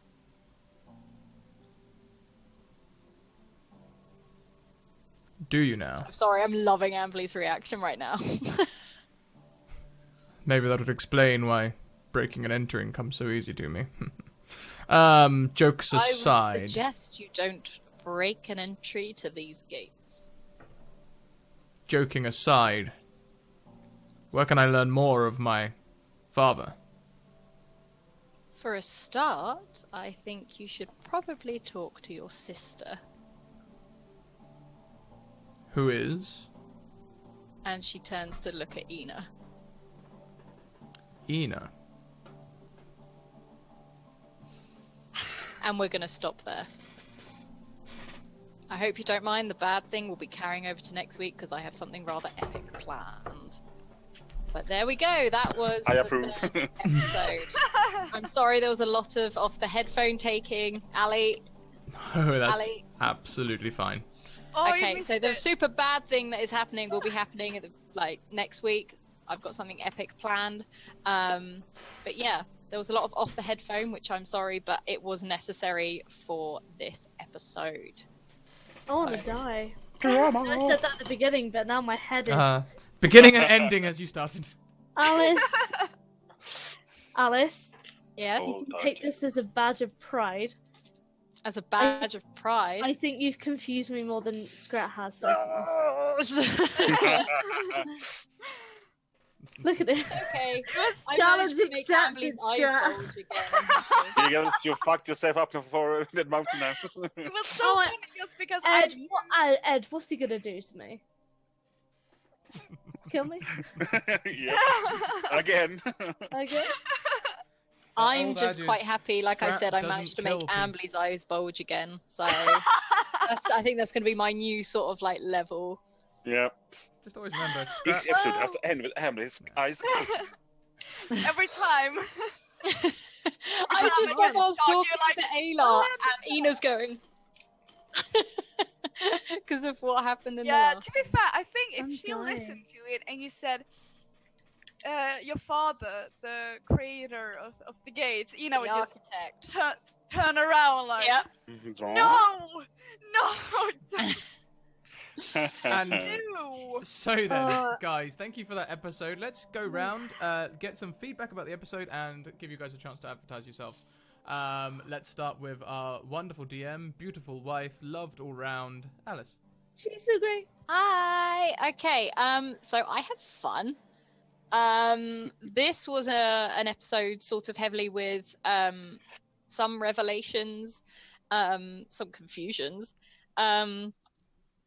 Yeah, and I was happy with how it went. I hope everyone enjoyed it, including chat. I'm sorry I didn't get around to doing the real mean, nasty thing, but I promise you that will be happening. I just saw especially how we've run over on time, but I'm hoping as players you enjoyed it as well, because that's my main aim, is for you guys to enjoy it. And you can find me on Facebook as White Rabbit Photography UK and on Twitter as White Rabbit Pick, where I talk about D&D, and I also talk about my photography business, because that's what I do when I'm not doing this. So yeah, go for it. Okay, so let's go round. Let's go to Ali. Oh Christ. I think it's now a running theme where if my head hurts at the end, it means you guys have done a good job, and my head is. I loved it. It was full of, we had a fight in there. I don't know about Scrap, but I am adoring the sort of like friend relationship, like friendship that Ayla and Charisse are building up. The frenemy, kind of the sort of like picking on each other but kind of supporting at the same time. I love that friendship they've got going on. Also, Anston didn't die like everyone thought. Anston didn't die. No, I was like, I saw him. I was like, Mage armor. I was like, he's getting mage armor. Always yet. Always yet. I know. So yeah, I absolutely loved it, and as I said, you've blown my head like a volcano with what you told me when everyone was off headset. And also, you took your headset off, so you didn't hear the last bit. I didn't hear the last one. It's because Charisse was on the other side of the encampment. Yeah, I was like, I mean, that's something you're allowed to know, obviously. Yeah. It's not. Aylar chose to be there with everyone. Yeah, so. sure. But goddamn. Yeah, no, next person, because I'm so excited for the next time. Edmund. That would be me. I did enjoy that like no one's business. No, that was really good. As previous people said, I am confused as well. But then again, I don't really like prophecies and shit, so that must be it. Yeah, I can't wait for Friday. And then Ambly. Hello. Yeah, it was a really fun session. Like, we got everything. We got fights. We got like chillaxing enjoyment on the boat. That was probably one of my favorite parts. Yeah, I thought you could chill for a little bit. Let's go on a boat. Yeah, trying to build up the teamwork. Like I said, it was really fun with the pushing people over the boat thing. I love that. Also nice that he didn't die. The monk, which name I can never remember. Something. What was that? Sorry. The monk that he didn't die. Anston, right. It was great. Like when oh no, he's been grabbed by this really big guy. I was like, no, I gotta go for him instantly. Otherwise, Alice is just gonna know he died. Yeah. So it was fun. Also, my talk was also really interesting. Had some few revelations, and now even at the end when Adam talked to him, I got another one, which is it's probably gonna be a bit that's gonna be interesting to play with. I like to think of Alar as a man who is just trying to keep a sane head through all of this, and I will destroy that at some point. Just so you know. perhaps. Everyone in chat, take bets on when that's going to be. Yeah, And in episode number, fun. we'll take a better episode. Set up a betting pool. How long before Ayla? Three more episodes before Ayla uses it? 4? It was quite funny also when the old woman in Ayla was talking, and I knew where she was going after a while. But Adam didn't. Yeah, so guys, I will be returning later today. In fact, at 6 p.m. GMT, which is in 2 hours and 3/4, we will be starting with the Dead Mountain, where last week I killed one of the party members, and we all are reeling from that at the moment. So, we will pick up very close to that. But on the other hand, one of the characters kind of became a god.